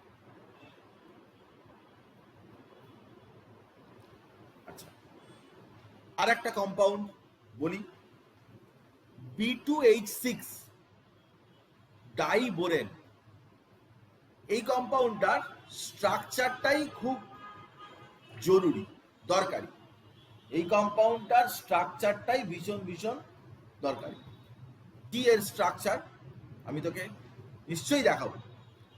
তার আগে এটাকে তৈরি করাটা কি করে করে, লিথিয়াম অ্যালুমিনিয়াম হাইড্রাইডের সাথে BF3 DEE মানে ডাই ইথাইল ইথার, এটাকে শর্টে এরকম করে লেখা হয় DEE। সলভেন্ট, এটা একটা সলভেন্ট করে এখান থেকে ডাইবোরেন পাওয়া যায়। আবার সোডিয়াম বোরোহাইড্রাইডের সাথে আয়োডিনের রিয়াকশন করিয়ে কিন্তু ডাইবোরেন বা B2H6 তৈরি করা যায়। ল্যাবরেটরি মেথড, এগুলো ল্যাবরেটরিতে তৈরি করতে পারো, কোনো চাপ নেই। ইন্ডাস্ট্রিতে সোডিয়াম হাইড্রাইডের সাথে বোরন ট্রাইফ্লুরাইড রিয়াকশন করলে ডাইবোরেন তৈরি হয়, সোডিয়াম হাইড্রাইডের সাথে রিয়াকশন করলে ডাইবোরেন তৈরি হয়। এখন দেখ, এই ডাইবোরেন B2H6 একে, এটা একটা গেসিয়াস কম্পাউন্ড এবং খুব টক্সিক, মানে এটা ইনহেল করলে মাথা মাথা যন্ত্রণা করে, বমি লাগে, এসব লাগে। তো এই অক্সিজেনের সাথে বোরন ট্রাইঅক্সাইড তৈরি করছে, মানে diborane burns in oxygen. Diborane catches fire simultaneously on exposure to air. Diborane used for the destruction of building. Diborane বড় বড় বিল্ডিংকে আর কি ইয়ে করে দেওয়ার জন্য, ভেঙে ফেলার জন্য, বিস্ফোরণ করার জন্য ওর মধ্যে ইউজ করা হয়, এক্সপ্লোসিভের মধ্যে ইউজ করা হয়, যে বিল্ডিং গুলোকে ধ্বংস করার জন্য, ডিমলিশ করার জন্য, সব করার জন্য ইউজ করা হয়। লুইস বেসের সাথে রিয়াকশন করবে, অবশ্যই করবে। BH3 লুইস বেসের সাথে রিয়াকশন করবে, NCH3 হোল 3 বা কার্বন মনোঅক্সাইড এর সাথে রিয়াকশন করবে, রিয়াকশন করে ডিফারেন্ট ডিফারেন্ট কমপ্লেক্স কম্পাউন্ড তৈরি করবে।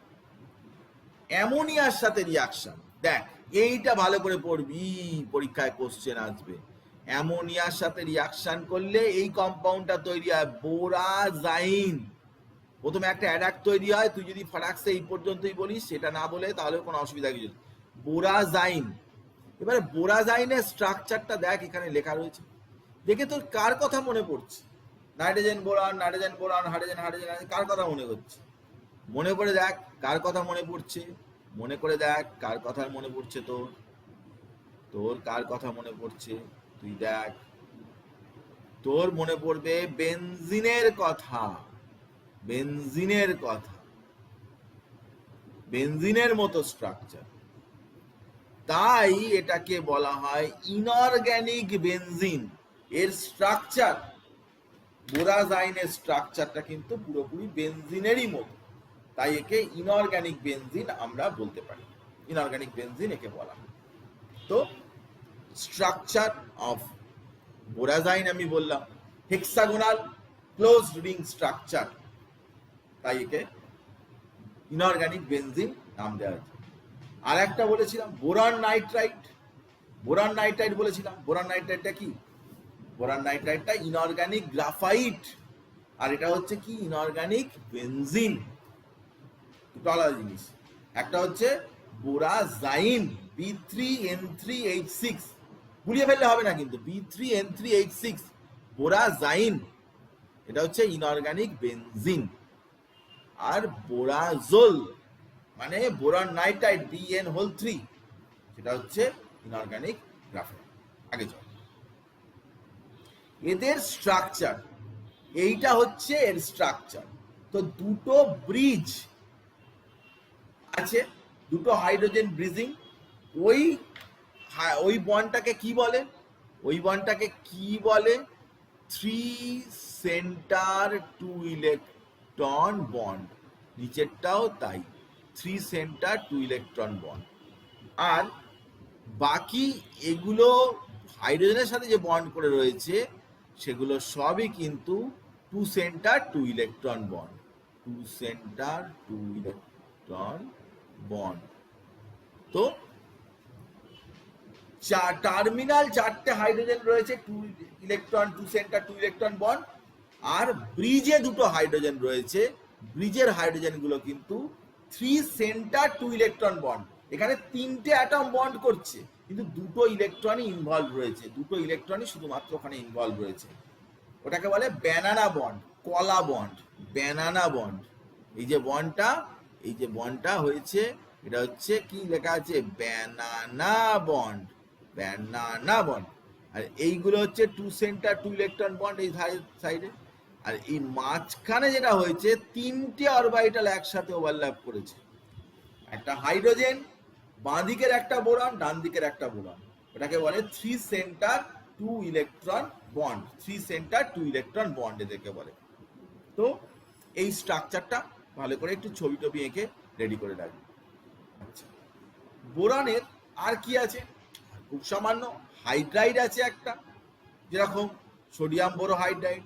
এটা সোডিয়াম হাইড্রাইডের সাথে ডাইবোরেন রিয়াকশন করে ডাইগ্লাইমি, এটাতে সলভেন্ট, হ্যাঁ ঘাবড়ে যাস না, সলভেন্ট, সোডিয়াম বোরোহাইড্রাইড তৈরি করা হয়। এটা রিডিউসিং এজেন্ট হিসাবে অর্গানিক সিনথেসিসে ইউজ করা হয়। তো আমি তোকে বললাম অ্যালুমিনিয়ামের কিছু রিয়াকশন পড়তে হয় না। অ্যালুমিনিয়ামের একটা HCl এর সাথে রিয়াকশন, AlCl3 তে হাইড্রোজেন দেয়, এবং H2SO4 এর সাথে রিয়াকশনে সালফার ডাইঅক্সাইড অ্যালুমিনিয়াম সালফেট তৈরি হয়।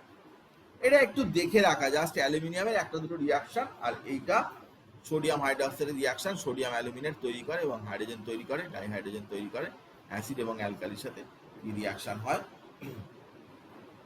মেনলি বোরনই পড়তে হয়, বোরনের কম্পাউন্ডই পড়তে হয়। তো এছাড়া আর অন্য কিছু পড়ার দরকার পড়ে না। আমি তোকে টোটাল 13 নম্বর গ্রুপটা কি কি পড়তে হবে না পড়তে হবে আমি তো এটা পাঠাবোই, পিডিএফটা পাঠাবোই, তো সেটা তুই দেখে নিতে পারবি।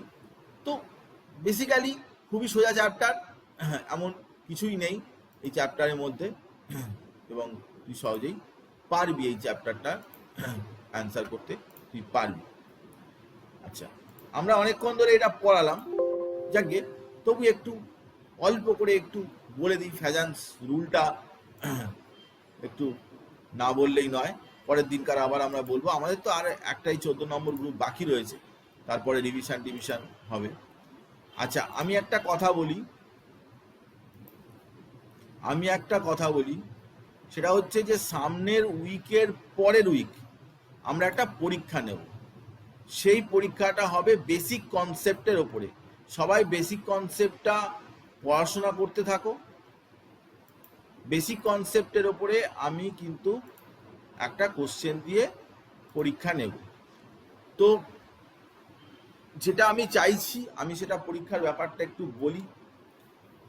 পরীক্ষা সব থেকে ভালো হয় যে আমার রেসিডেন্সে এসে পরীক্ষা দিলে সব থেকে ভালো, বেস্ট এটা।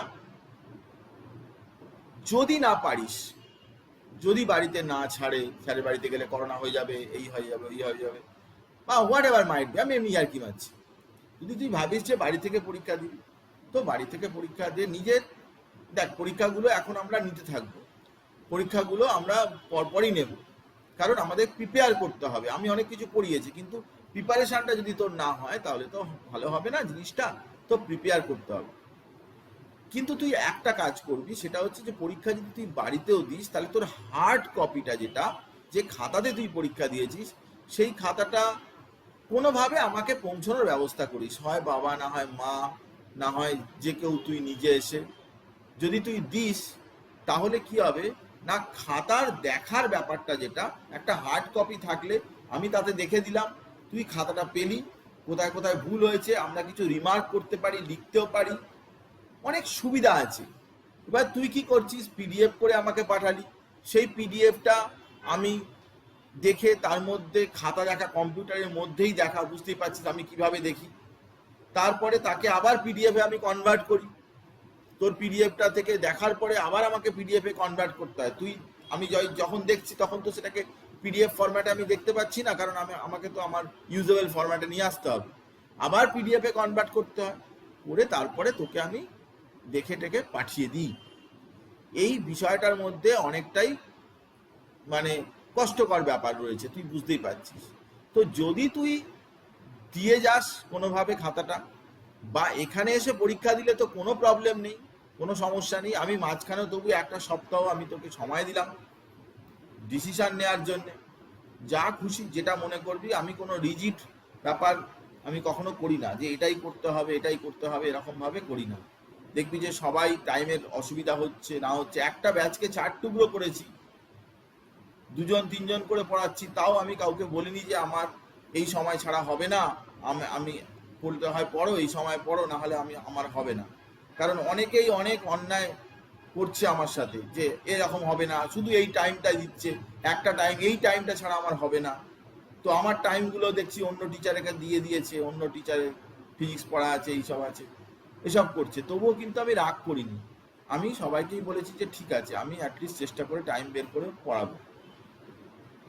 এক্ষেত্রে আমি তাই বলছি যে পরীক্ষাটা সবসময় সামনাসামনি ভালো হয়, বেস্ট পসিবল হয়। তবুও যদি তোর মনে হয় যে তুই বাড়ি থেকে সিনসিয়ারলি পরীক্ষা দিতে পারবি, আমার কোনো আপত্তি নেই। শুধু একটাই আমার রিকোয়েস্ট, যে তুই যদি খাতাটা যদি আমাকে দিয়ে যাস, তাহলে আমার একটু দেখতে একটু আমার সুবিধা হয়, কষ্টটা আমার কম হয় দেখতে, এইটা আমি তোকে বললাম। আর একটা কথা যেটা আমার বলার কথা, সেটা হচ্ছে যে অনলাইন ডেফিনেটলি ভালো, অনলাইন তুই বাড়ি থেকে করছিস, কিন্তু কিছু কিছু ক্লাস যারা অনলাইনে করছিস, কিছু কিছু ক্লাস চেষ্টা করবি যে মাঝে মধ্যে, আস্তে আস্তে দেখবি তো অফলাইন তো সবাই করোনা ফরোনা তো সব মিটেই যাবে, এইসব হয়ে যাবে। অনলাইনে করছিস ঠিক আছে, কোনো ব্যাপার নেই, আমি এই প্ল্যাটফর্মটাকে তো বন্ধ করিনি, আমি এই প্ল্যাটফর্মটা রেখেছি। আমার শুধু একটাই বক্তব্য, মাঝে মধ্যে যদি পারিস, যেদিনকার পারবি, হয়তো মনে হলো চলে এলি অফলাইনে, কোনো অসুবিধার কিছু নেই। তুই একই সাথে দুটো ক্লাস হয়, আমি আজকেই বসে ঠিক করেছিলাম যে অফলাইনে, কিন্তু কেউই অফলাইনে আসেনি, যারা যারা বলেছিল তারা কেউ আসেনি, তো যারা অনলাইনেই সবাই করছে, আর বাকি অন্যরা ব্যাচ শিফট করেছে, অন্য অন্য টাইমে গেছে। তো এইটা একটা আমি বললাম পরীক্ষার ব্যাপারটা। বেসিক কনসেপ্ট চ্যাপ্টারটায় দেখবি, আমি তোকে কয়েকটা কথা বলে দিচ্ছি, কোশ্চেন কিন্তু আজকাল কেমিক্যাল বন্ডটা আর আমি রিভিশন করাচ্ছি না, ঠিক আছে, আমি পরের দিনকারই করাবো, নেটওয়ার্কেরও কিছু ইস্যু ছিল আজকে, একটু একটু সময় নষ্ট হয়ে গেছে। আমি যেটা তোকে বলছি সেটা তুই শোন। Basic concept